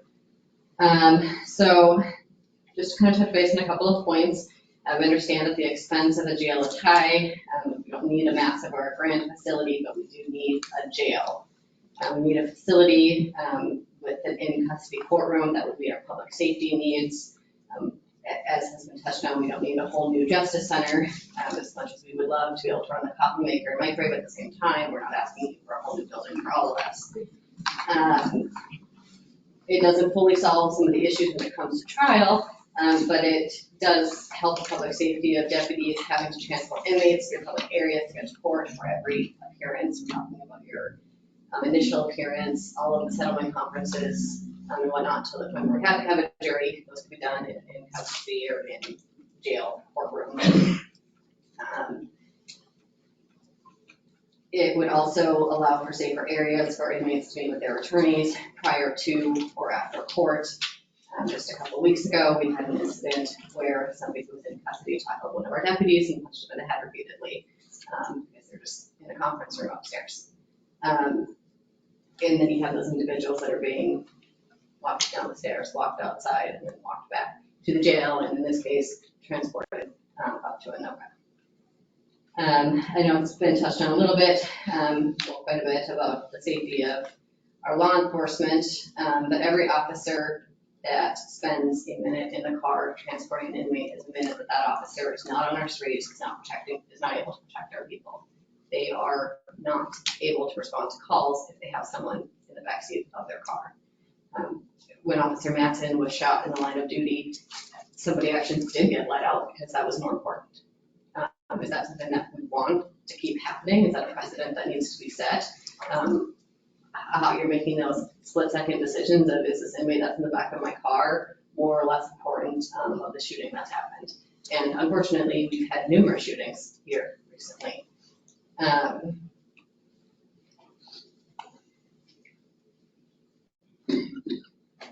So in an instance where we have a law enforcement officer that needs to transport somebody, we're talking probably at least an hour round trip. It's not like you speed by, have them duck and roll once they get to the jail and hopefully check themselves in. They are having to get booked. The jail has to be there. The process, and then that's also assuming that they will take this individual. As you've heard from numerous people so far, we keep people sent back to us because they won't take them. And again, with those contracts, chances are they're going to have a provision that says that they can reject an inmate if they're not willing to take the liability for that. And so is that the person who tried to kill somebody with a knife? If they won't take them, let them go to hurt somebody else. We can't do that. That's not safe. That's not safe for anybody. In terms of this, I hate to call it like a mystery contract, but our office hasn't seen anything. We haven't seen this preliminary contract with Steel that may or may not happen. So we haven't seen any of the provisions. We don't know about the vicarious liability. Who's responsible if something happens to one of those inmates? They're there because of us. Are we responsible? Are they responsible? And we don't have any oversight. We don't have hiring decisions in Steel. We don't have hiring decisions about who they are staffing there. We don't have the ability to go in there and tell them, no, we don't like that process. So we lose control, but we still have the liability for those people that are there. There's costs and there's cost increases every year that a contract is in place. Again, their ability to turn away inmates, if they're releasing inmates to the hospital, which unfortunately happens more than I would like to admit. But our jail, they call us, they tell us, and they ask, hey, should we stay here? As has already been touched on, we don't have that same relationship or those same lines of communication with other counties. And then it also gets very confusing as to, okay, well, where is this particular person on this particular day? At least here we know. We know our jail. We know our jailers. We know our jail administrators. We know our sheriffs. We know our deputies. We know who to call when we need to track someone down. We can call them. We have. Hey, we need this person in person. They bring them over. Hey, we need this person on Zoom. They're able to get it set up. I had a hearing where somebody was in a federal facility that got continued like 5 or 6 times because they would not get that person on Zoom. They wouldn't get them on a phone call. We couldn't have their hearing. That's not public safety, and that's not helpful for people that have been victimized within this county, where their case is sitting there getting continued over and over and over again because we can't get other facilities to give us the people. So in closing, I know to focus on numbers. I know you've heard a nice presentation from our county administrator. You've got your own opinions when it comes to the finances. But finances can't be the sole determinant of whether or not we have a jail here in Waseca. The people here matter more. The safety of our community, the safety of our officers matter more.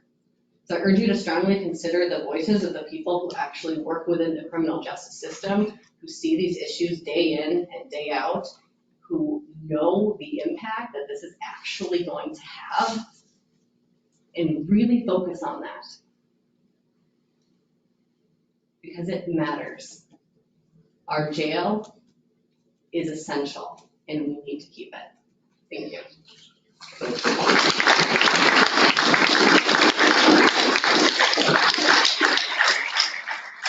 All right, I want to circle back around. Is anyone here from public that wants to make a public comment?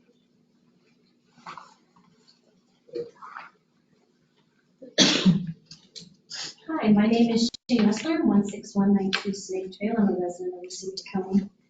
I'm here because I'm in support of the jail as well, but I'd kind of like to bring us back a little bit to public safety.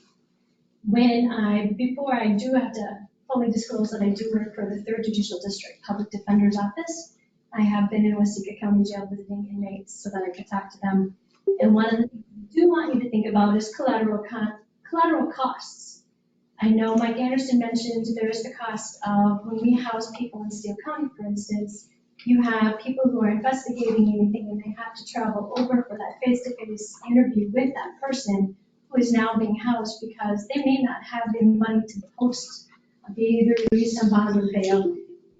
We are all one mistake away from being in that similar situation, but that cost of time of having a law enforcement officer go over and be interview somebody because that's their right to get a full and accurate representation, costs time because that law enforcement officer is no longer on the road. And then you talk about transport. Before I became involved in the 3rd Judicial District, I was working with the schools. Let me tell you, I learned a lot. Those kids knew where our deputies were and where our law enforcement officers were.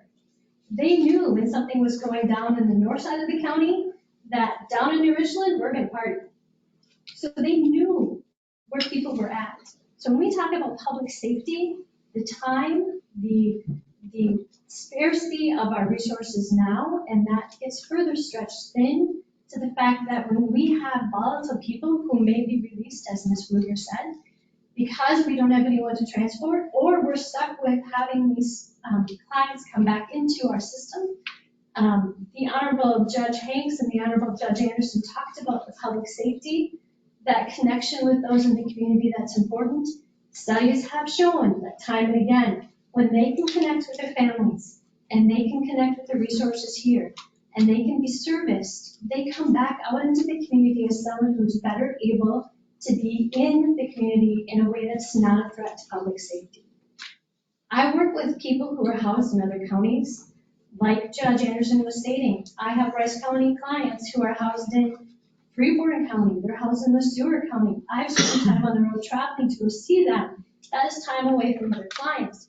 But here's the other piece we need to consider. These people are Waseca County residents. Steele County doesn't have to provide them with any services. They just have to house them. So when I want to contact with a client and I want to get them mental health support or a chemical health assessment or anything else that's going to help them walk out of those doors and be less of a public risk, that goes back to Waseca County. They get to say, I don't have to deal with that. They are not my residents. Which you've also heard from all the law enforcement people here who are also getting these people back, because it's kind of like open enrollment in a school setting. If that student is not a really good student for that school district, they get to say, we're not going to have them. These people are all Waseca County residents. It's our responsibility to service all of our people. And I ask you to consider the public safety on the broader scale of not just those walking around, but those who are also, they're not guilty until they are convicted of that crime. So these are people that are sitting there needing these services that are not going to be getting that, which is also an additional cost. Because now those people that are going to help provide those people and make them less of a public risk, address those needs, those chemical health assessments, those mental health issues that you're hearing, that doesn't get provided by the county with which they're housed. That gets provided by Waseca County. So I ask you to consider the public safety of all and continue to allow that we have facilities here in Waseca County to address those that are in need. Thank you.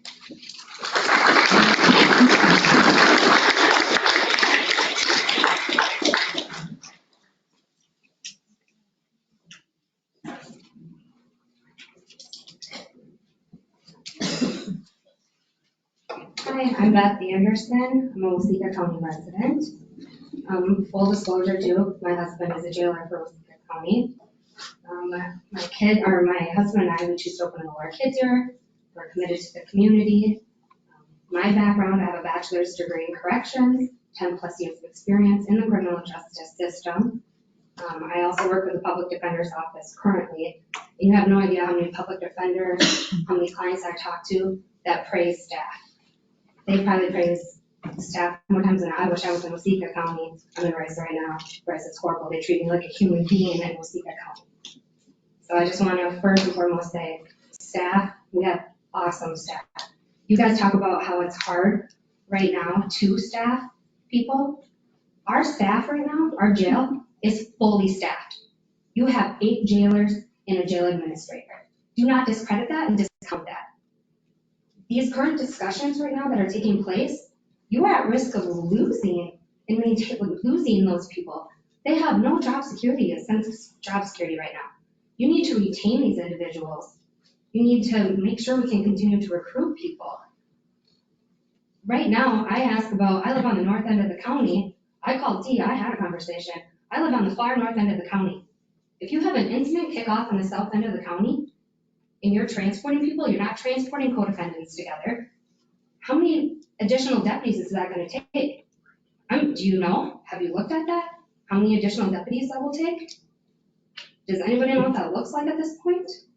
And how many vacant deputy positions do you have? 2. So now you're going to add deputies and have 5 vacant deputy positions.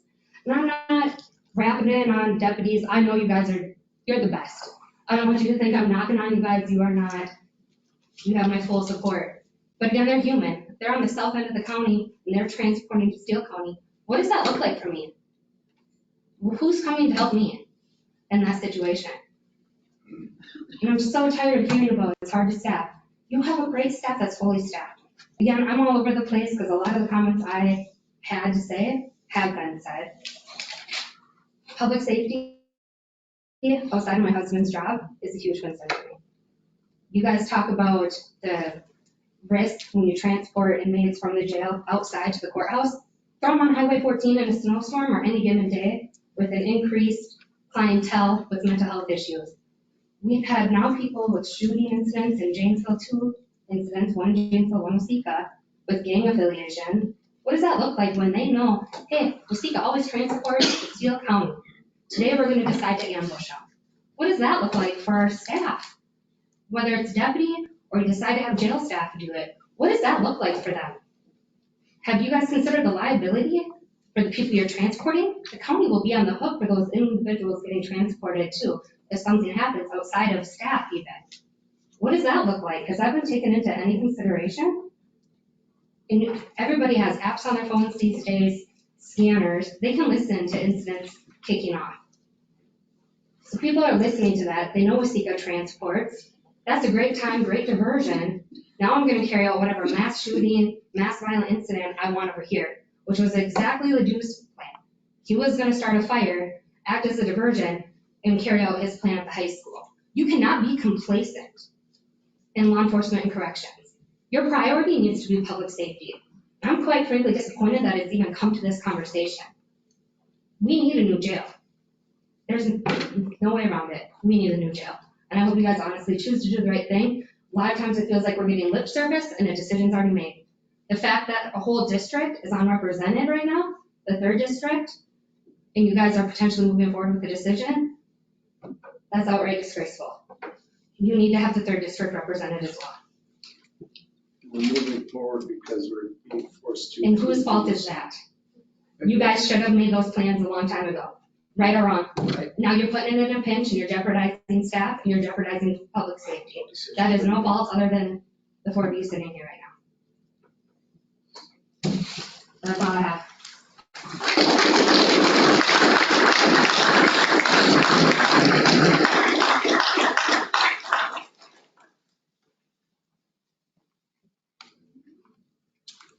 Chris Osterloh, 9106 Wilton Bridge Road, Waseca, Minnesota. I'm not directly involved with the county. I don't have, family working with law enforcement or in the jail or anywhere else. And I'm on the EDA for the county. My comments more just as a taxpayer. I look at this as a question of, are we investing in infrastructure? My taxes go up every year. We do things for the county. We do things for the benefit of the citizens. Is my road covered every year? No. Maybe once in 10 years we redo the road, but I pay every year. Things get put in that we do as a community for the betterment of the community. I personally don't benefit from walking trails. Do I come to the committee and complain that we're spending money on that in the past? No, I haven't. I'm here tonight because I do feel that keeping the infrastructure in the county and being able to provide the services, keep the services in the county, is one of the things we need to do. We can outsource a lot of things. Is that what we really want to do as a county? Is that the best use? Have we seen that that is beneficial for other things that we've done with that?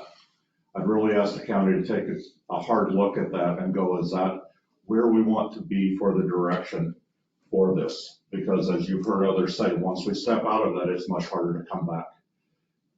A lot of what we talk about in the EDA is how do we bring things into the county? How do we bring business in?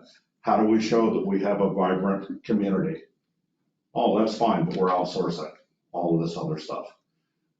I think showing that we have that commitment to building up the county, especially for core services, is something that we want to continue to invest in. Thank you.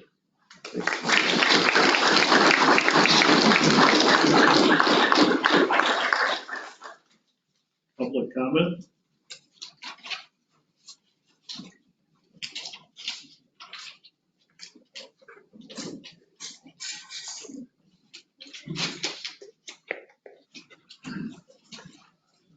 Doug Gertz, current chief deputy of Waseca County.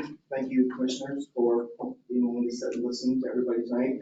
Thank you all for showing up tonight to give your opinion. I have my own statements, and I have a statement from Jail Administrator Dan Mogul, who is unable to be here tonight. As we're going at the very end, much of what I've had to say has already been restated. I'm just going to take a few excerpts out of Jail Administrator Mogul's statement, since he really did not have a chance to be here for either session today.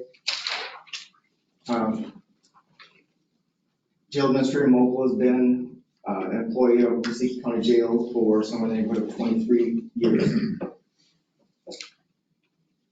One comment that was circled that was brought up earlier, just to be clear so that everybody in the room understands, is that of that $43 million price tag, that is for a building that holds everything. It is approximately $7.7 million of the total cost for the jail. It is possible that cost could be slightly more, but just so that everyone is aware that the accuracy is that it's not a $43 million jail. It's a $43 million building that includes multiple different offices. This here is a quote just directly out of Dan's excerpt. I'll try to be as quick as possible. It feels like the board feels like the easiest way to solve that problem is to eliminate the jail portion instead of trying to find a long-term local solution that works. Waseca County needs a jail. The staff here have worked diligently for many years to treat people in their care humanely and with compassion. We routinely get people coming from other jails that are thankful to be coming to our jail because they get treated with dignity and respect. We recently had several inmates, this has been hit on before, but again, this comes from the person who makes the majority of the decisions on where the inmates go. We recently have had several inmates that have had a very difficult time finding housing for, and without a local jail that you control, that problem will become even more evident. We had a female with serious charges that was mentally ill that we tried almost the entire state and outstate to find a bed for. She sat in our holding cell for 30 days and nobody would accept her. We eventually had to try neighboring states, did not have any luck with that either. We reached out to the Department of Corrections, we even reached out to the FCI that holds women in our neighborhood. No one was able to take her. What is Waseca County going to do going forward in that instance if there isn't a local jail to house her? I'm sure that the argument to that will be, we could have a contract. Jails refuse local inmates from our jurisdiction for a variety of reasons, including mental health, intoxication, and health concerns. What are you as a county going forward to do when you start getting complaints because your staff are sitting in a hospital for multiple days because the jail won't accept them? And what about the hospital bills? Perhaps you should contact Winona County and discuss how well their contract with Houston County went. Winona County is in the process of building a jail. They are set to open the next few days. I do know that they originally were going to send all of their inmates to Houston County, and Houston County backed out of that. They've recently been driving as far as 4 hours one way to find a placement for some of their inmates. We have contacted Steele County to possibly house inmates for us 5 times in approximately the last month. They've accepted 2 of the 5, and the one they accepted was sent back to our jail within 36 hours. That one's been brought up already. This is the reality of what you're proposing. Having small groups of Waseca County inmates anywhere from half hour to 3 hours away, sending officers for multiple hour transports for medical, dental, and other appointments, that is something that isn't going to increase. It's kind of the argument of, you know your own children. We work well together with all of our local departments, the jail, sheriff's office, and the police department. If we go to another facility and they don't like what they are seeing, we're going to be spending a lot more time at hospitals, a lot more time trying to figure out where to put people because again, they are not their local people. We have locals that cause us problems, but we know kind of what their baseline is and we hold on to them.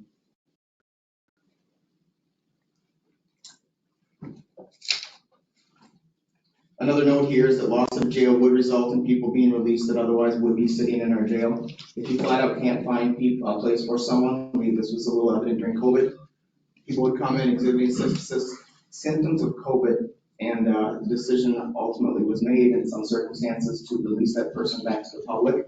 They would not have otherwise been released to the public. They would have been held in a jail. That could potentially pop up again when we find a bed to place people. That wraps up most of the points from Jail Administrator Mokel's statement. If I could just quickly, I'll try to rush through what I prepared today. So this is based off of earlier meeting this morning, so it's a little more response. I share the same belief as our sheriff, many others in this room, that I don't want to see the Waseca County Jail closed. I ask for other options to be seriously explored before any decision is made to close our facility and begin housing out the county. An option that's been talked about by many, especially since this morning's meeting, includes looking at building a reasonable standalone jail with a small in-custody courtroom that falls well below the $20 million bond level that was mentioned in the presentation. It alleviates the two biggest needs that we currently face: a new jail facility complying with DOC regulations and an in-custody courtroom that removes well over 90% of all in-custody court from the main courtroom in our current courthouse. Ironically enough, this is very similar to the original plan quite a few years ago. It predates all of you here. Very well understand that. When we were advised the sun was beginning to set on our current facility. Court Administrator Johnson has shown he is responsible and very savvy with Waseca County's finances. Plans such as this would have very minimal tax implications. As the bond expires for such a facility, a plan to add on the other offices could be implemented, and the full Justice Center building could become a reality for Waseca County. The concern that our new jail would be outdated in 20 years, I feel, is a little premature. I know that comes from the Department of Corrections. The Steele County and Olmsted County jails are both beyond 20 years old, and I've not been made aware of any concerns by the DOC that their facilities are nearing the end of life. My understanding in Steele County is that the recent renovations and construction have been they were elective. Some was to decrease the size of one of their very large group cells so they could better supervise some of the inmates. The Waseca County jail staff is top notch. They provide a safe and secure environment for our detainees with fewer resources than our neighbors. They often work alone. They handle everything that happens within those walls. We've historically been fully staffed in our jail, which is something that our neighboring counties cannot. As mentioned by Beth, we are currently fully staffed in our jail. Moving forward with uncertainty, however, creates the possibility of a self-fulfilling prophecy. I know it's been mentioned that in the event of our jail closing, the Waseca County Corrections staff could take jobs at any of the facilities they're currently hiring. That statement disregards their loyalty to Waseca County. The vacation, PTO, seniority, reputations, and ownership that they built their careers here. Almost certainly, they could have already taken jobs at our facilities for more money, but they've chosen to remain here because they are proud of the work they do and the community they serve. If our jail closes, I don't see Waseca County building again in any of our lifetimes. There's also a growing concern amongst other services in the county that this is a trend that may continue. As mentioned, our social services have already been combined with Steele and Dodge counties, and many believe that it is not improved services. It has caused a disconnect amongst the partners that work together in this field, and is still a debate after 10 or so years as to whether that decision was worth it. What happens when the next building needs to be built or a service needs an overhaul? Will that be farmed out to another entity? Will there come a time that you speak to a person on the screen at a kiosk from any of your other county services? My message ends as it began with a request to explore every possible option before a decision is made regarding the future of what many still believe is an essential Waseca County service. Thank you.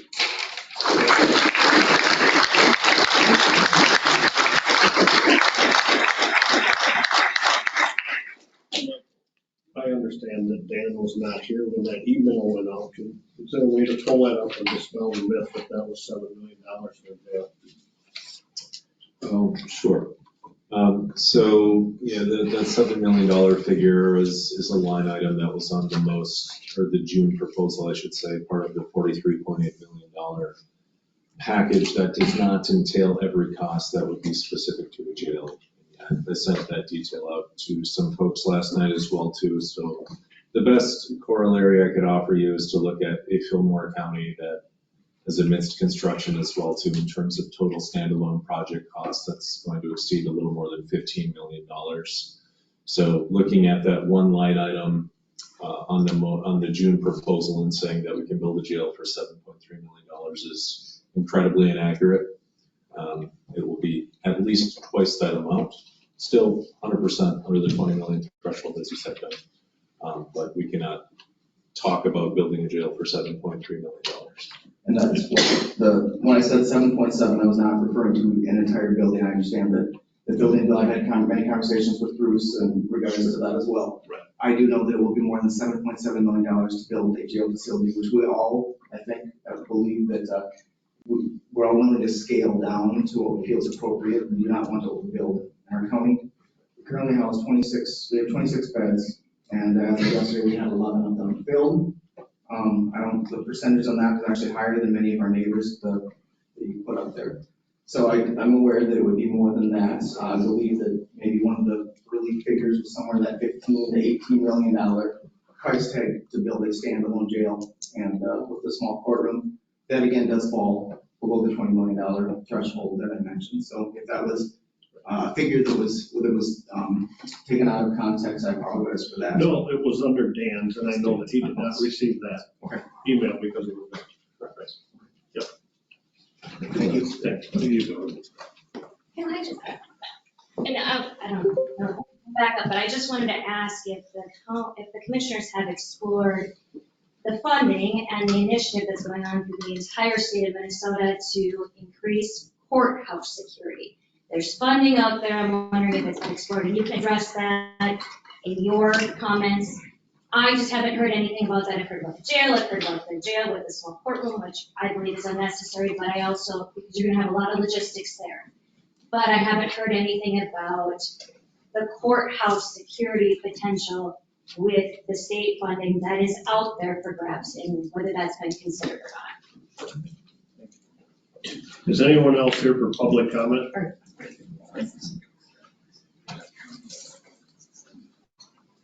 Good evening, Commissioners. Mark Christensen, 1116 5th Street in Southeast. I just first wanted to say thank you, Mr. Johnson, for coming to the City Council meeting last week. That gave a lot of people watch on the web, watch on TV, especially my younger son, opportunity just to see what's going on in his community. What I'm up here for tonight is I just want you guys to look at a long-term decision. I'm not here for the jail. I'm not against the jail. I want you guys to look at a long-term decision, 30 years, 40 years. City of Waseca made a decision a couple of months ago, purchased a $2.1 million fire truck, and it took us all about 11 minutes. And that will last probably long, and I will be gone. We're talking about roads. We're working with you guys with 8th Avenue, and we're looking at concrete. I asked a question last week if it's worth the investment, and the investment, the community, the group is willing to invest for long-term, 30 to 40 years in a concrete road. We're looking at development, which I know has upset people in Waseca in the sense of trying to grow a tax base and where it's being developed, but that should be our goal no matter what. Waseca is very lucky. I work in Mankato, my wife works in Owatonna, and we get a lot of feedback of people that wanted to move here that weren't able to just because of housing, jobs, everything else. People are willing to drive. If they're willing to invest in the community, you guys have to look at a long-term decision. And that's why I say I'm not on either side. I just want this, once it comes down to it, a long-term decision made for it. Thank you.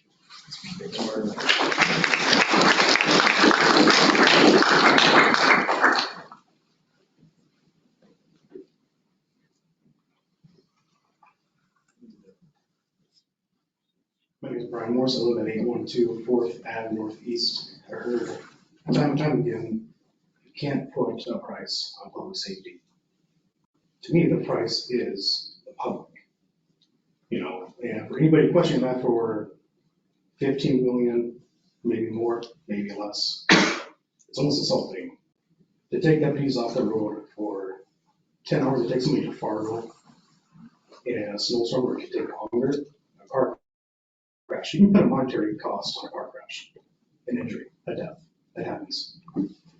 But if you take the one deputy after 3 a.m. to take them to Steele County, there's a crash down maybe Richland in the countryside, who's going to respond first? Deputies are the first to respond typically in our county for medicals, for fires, for everything. This is how it is sometimes. So as a taxpayer, to me, that assurance of having somebody more local to come to my emergency if I need them is, sleep of mind. To pay Steele County, my tax dollars now is something that we don't get any benefit from. We're paying for a service. I gotta pay those taxes no matter what. So why not pay those taxes for a job that can be done here in my county? So yeah. Thank you.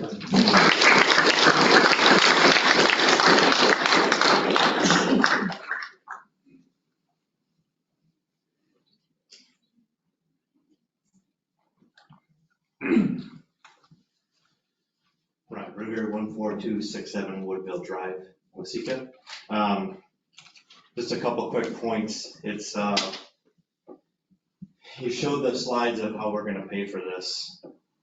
And it's unfortunate that we have a lot of farmers in our community that they take the brunt of the bill, it seems like. Yes, they have more land, more money, but I feel like there's gotta be a better way to get it and have it and not punish everybody so much. I mean, this has been going on too long. It's gotta get, how do we say it?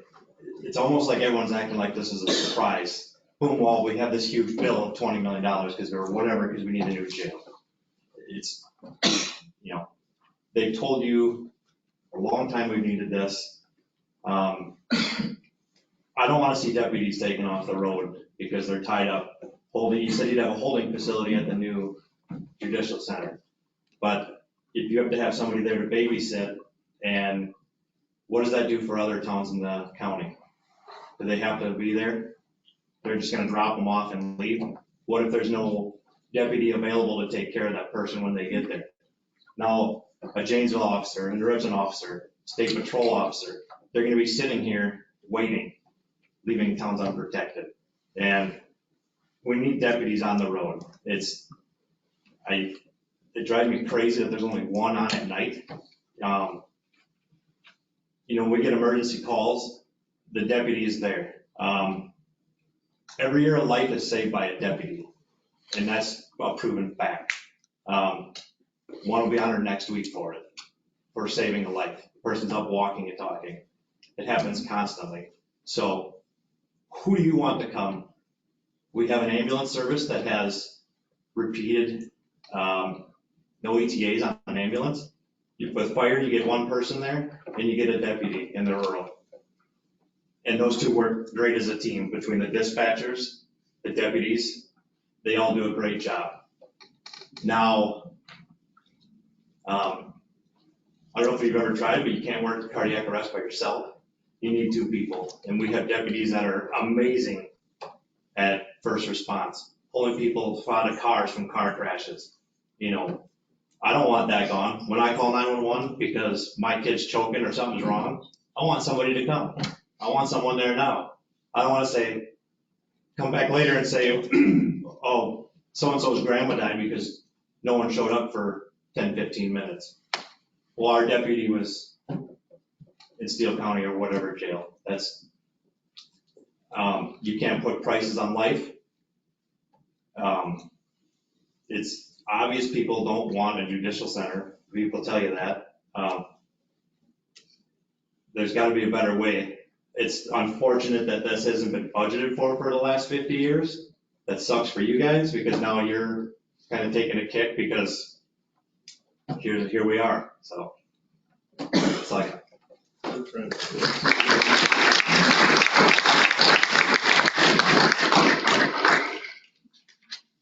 Public comment.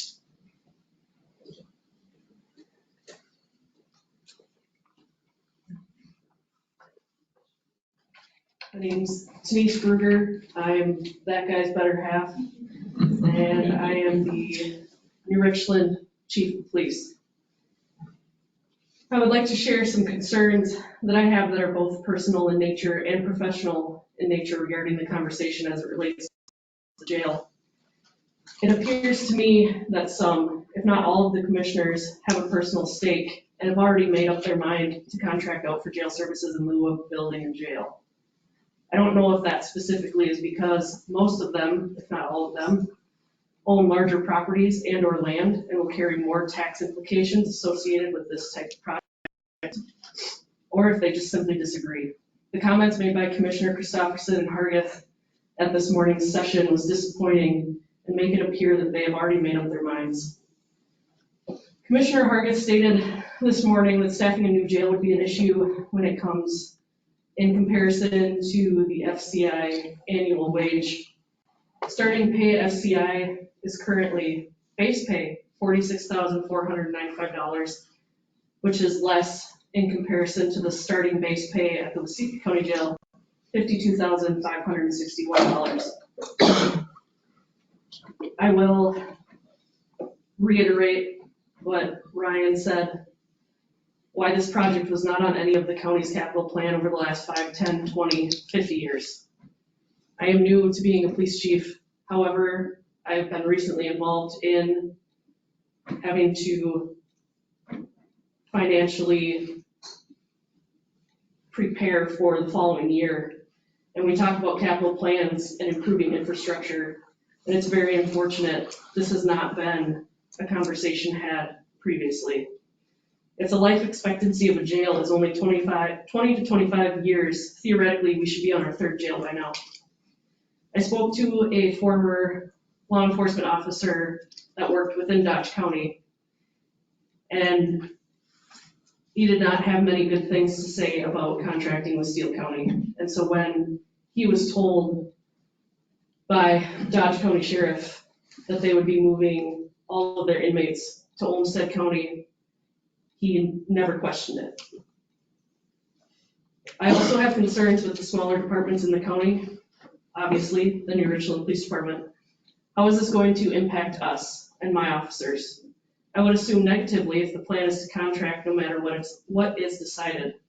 How is the community going to continue to be covered by law enforcement, whether that be with my officers or county deputies when someone is arrested, and who's transporting the person to the contract jail? Will my officers have to do that? Will they have to wait for a deputy to transport that person? Who's going to respond to calls while we try and figure that mess out? Is the county going to help reimburse increased fuel costs, squad maintenance, and overtime costs to each municipality for the extra and unnecessary impact on those departments? When the contract jail refuses to take the prisoner for whatever reason, clearly that's a problem. Who is going to be responsible to sit with that person for however long it takes to find somewhere else? I'd like to back on Ryan's statement about medicals and law enforcement. We are typically almost always the first person on scene. You take us off the road and into transporting, and now those people do not have resources to medical help. We are the ones that have to sit there with somebody when they're going through a mental health crisis. If we are not there to clear that building or clear and make sure that the scene is safe, that person does not receive medical care for their mental health crisis. Lastly, personally, I would pay any amount of taxes to keep my family safe, and I can almost guarantee that everyone in this room would say the exact same thing. Thank you.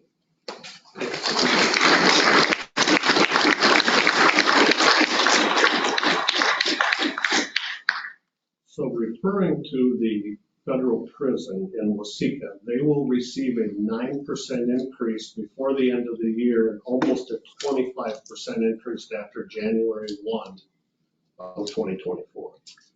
So that is going to skew that number slightly. Anyone else here for public comment? Public comment?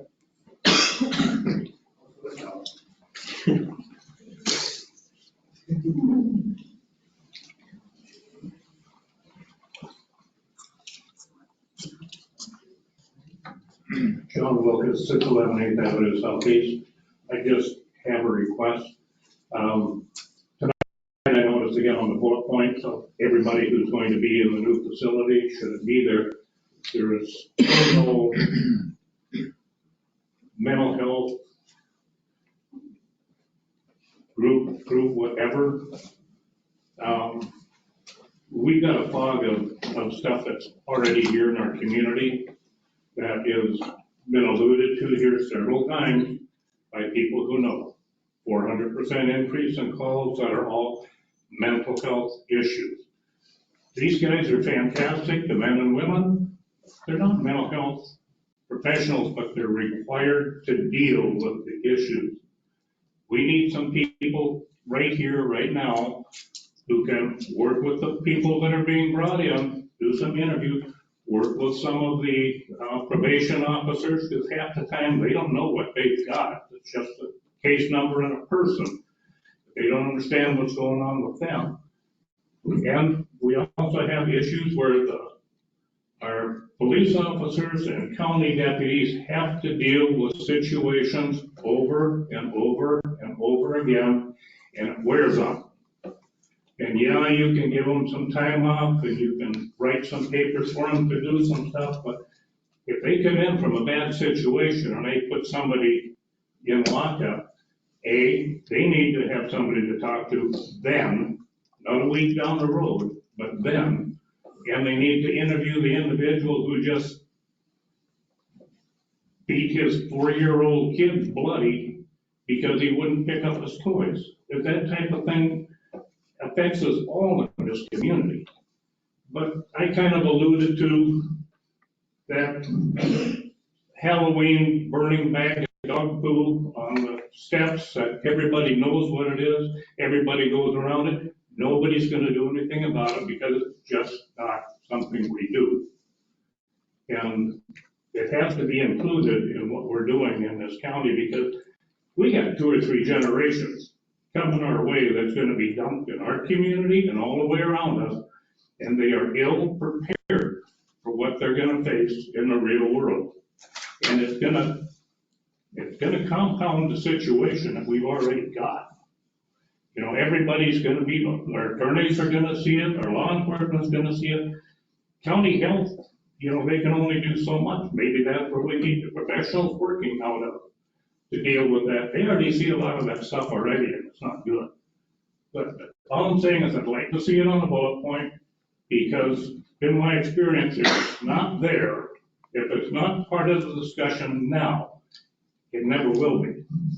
So that's all. Thank you. Thanks.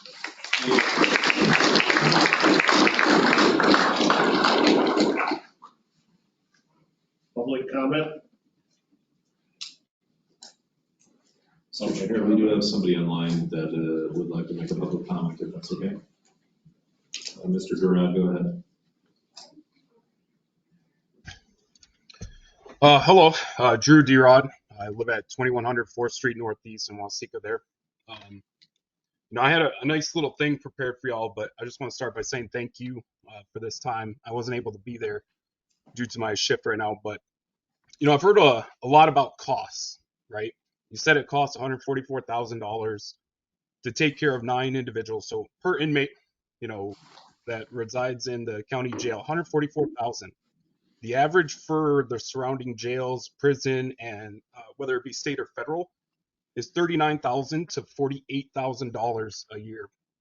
So that's telling me that you guys spend 3.3 times the amount to take care of the inmates in our county.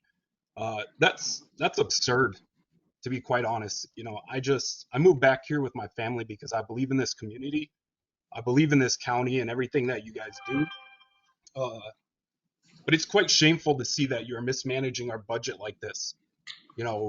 50 years we have spent trying to address the jail, most recently from 2016. 7 years have been wasted since that last report, where we could have had this issue addressed. Most importantly, I'm a New Richland police officer.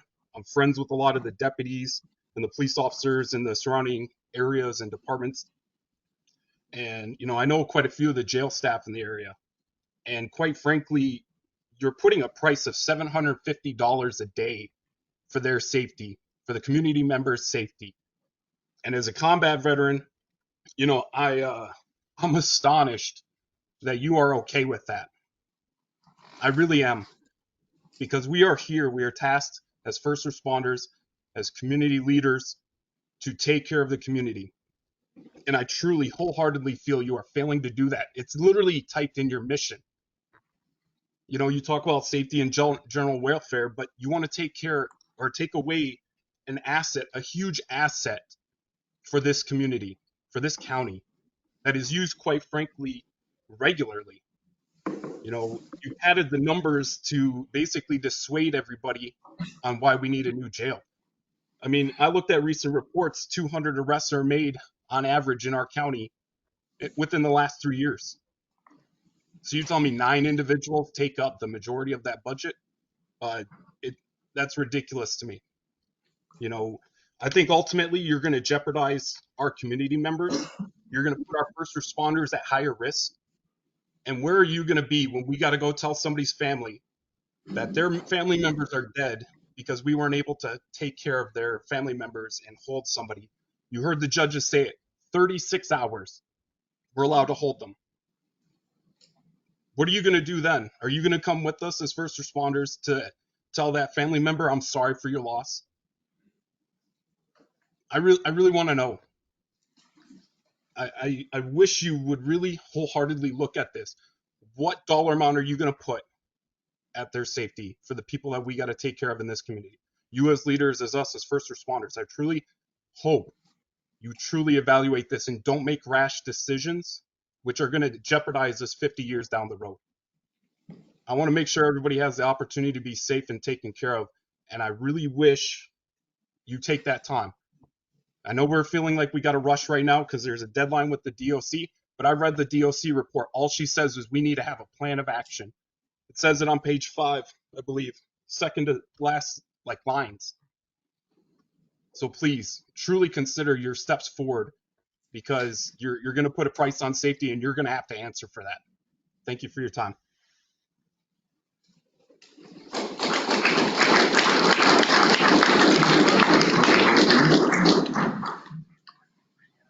Public comment?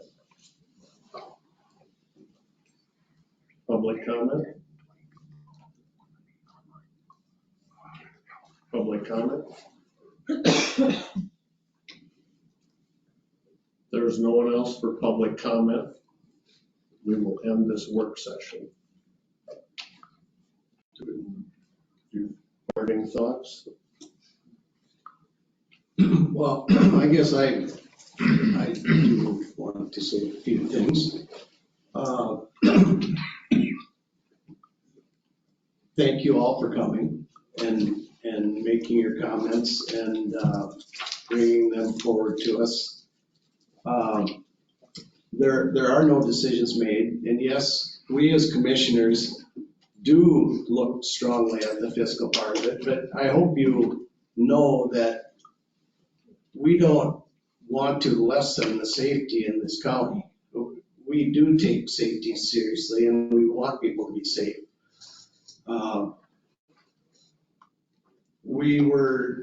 We're using, this isn't an unheard of solution. And I feel like, you know, we're tasked up here with being fiscally responsible and trying to increase business in the county, can increase capital tax capacity, so that we're able to continue to grow into the future. And you do that, at least philosophically on my part, is to lower the tax burden on the people in order to inspire them to grow in their business. With that being said, you know, I don't want Waseca residents not to be safe, you know. That's not our goal at all. Our goal is to try to accomplish what we need to be able to accomplish the most fiscally responsible way that we can. We've gotten a lot of insight here, and we knew we put ourselves out here to do this tonight. We knew that, and that's why we did it. We wanted to be transparent. We wanted to hear from everybody and their thoughts and give us what to do next, what direction to go. And I hope that you guys can believe that we want what's best for Waseca County. It's something that's been kicked down the road for like we've said, for many years. And it's coming to an end. It has to be solved. And we're gonna do the best that we can do to solve. Whether that means to crumple up our what we've looked at now, throw in the garbage can and start over, maybe that's what we gotta do. But we're still gonna have in mind how much this is gonna impact the taxpayer. And we're gonna do everything we can to keep the citizens of Waseca safe and prosperous well into the future. And we also are looking for that 50-year solution. So thanks again for all your comments. You guys are all very respectful, and thank you. Go ahead. Following up on what you said, I think the reason it's been kicked down the road, the can's been kicked down the road, is the right decision. And many of the staff's opinion is inexpensive. And I implore you guys to have the courage to make the decision that we're all telling you needs to be made. Thank you.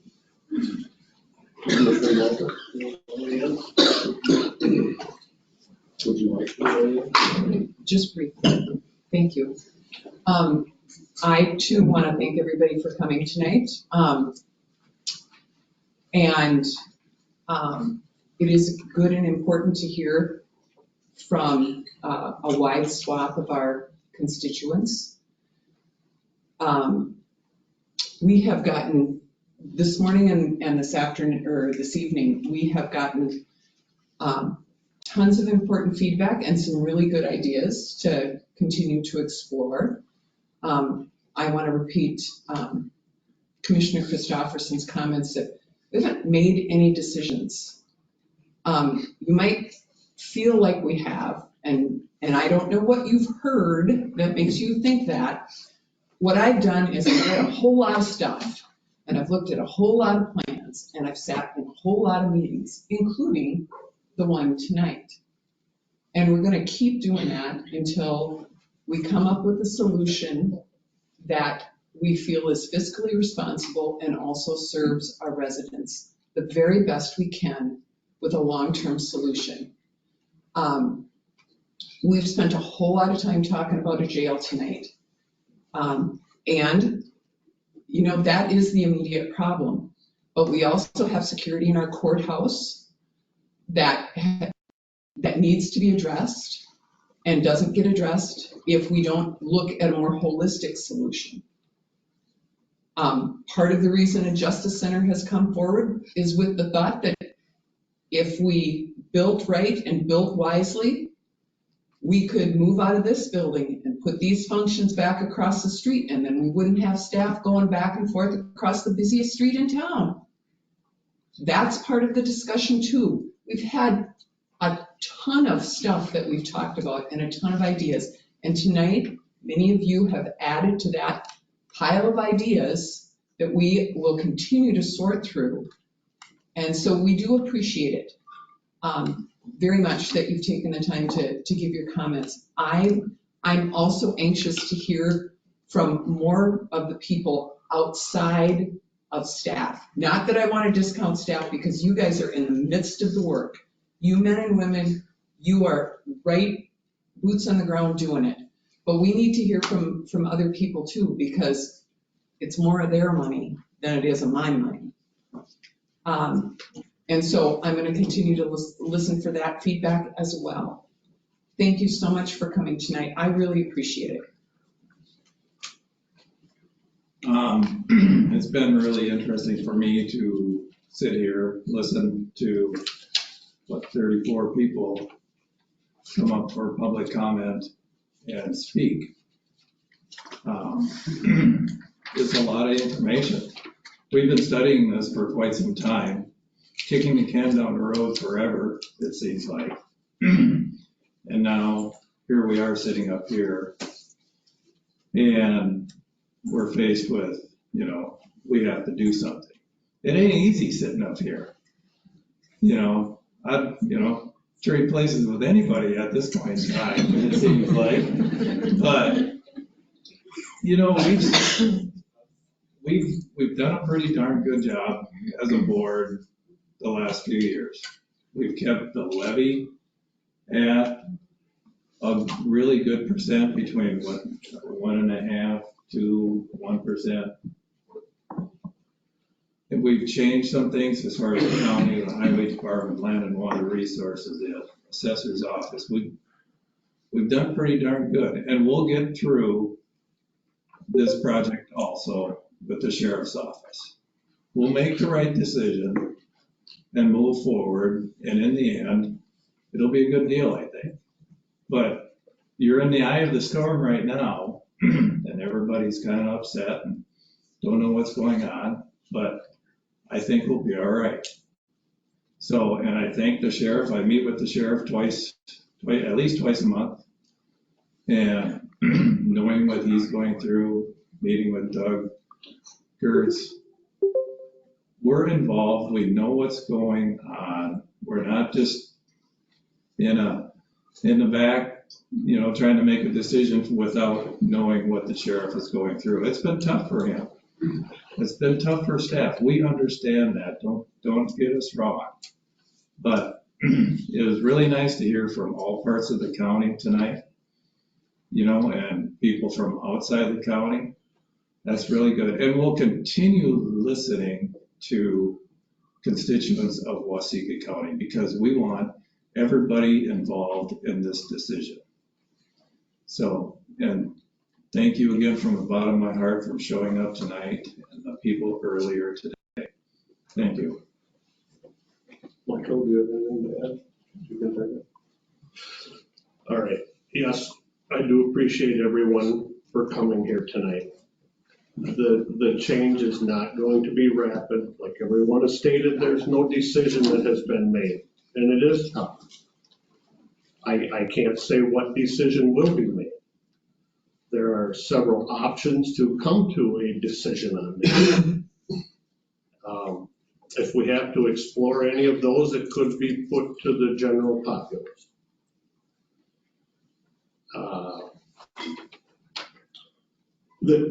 No one likes change. The older you get, it's worse. No one likes change. There are changes coming in May, so we're going to see those firsthand. The sheriff's office is working on it. Sheriff is working on it. Deputy is working on it. These changes are coming, and we are going to see some of this most likely in May. So it's not going to be easy from that point on. Because even if we could snap our fingers and have a pod facility, it's not going to be here in May. So there's going to be changes. That's all I have. Thank you for coming. We're adjourned.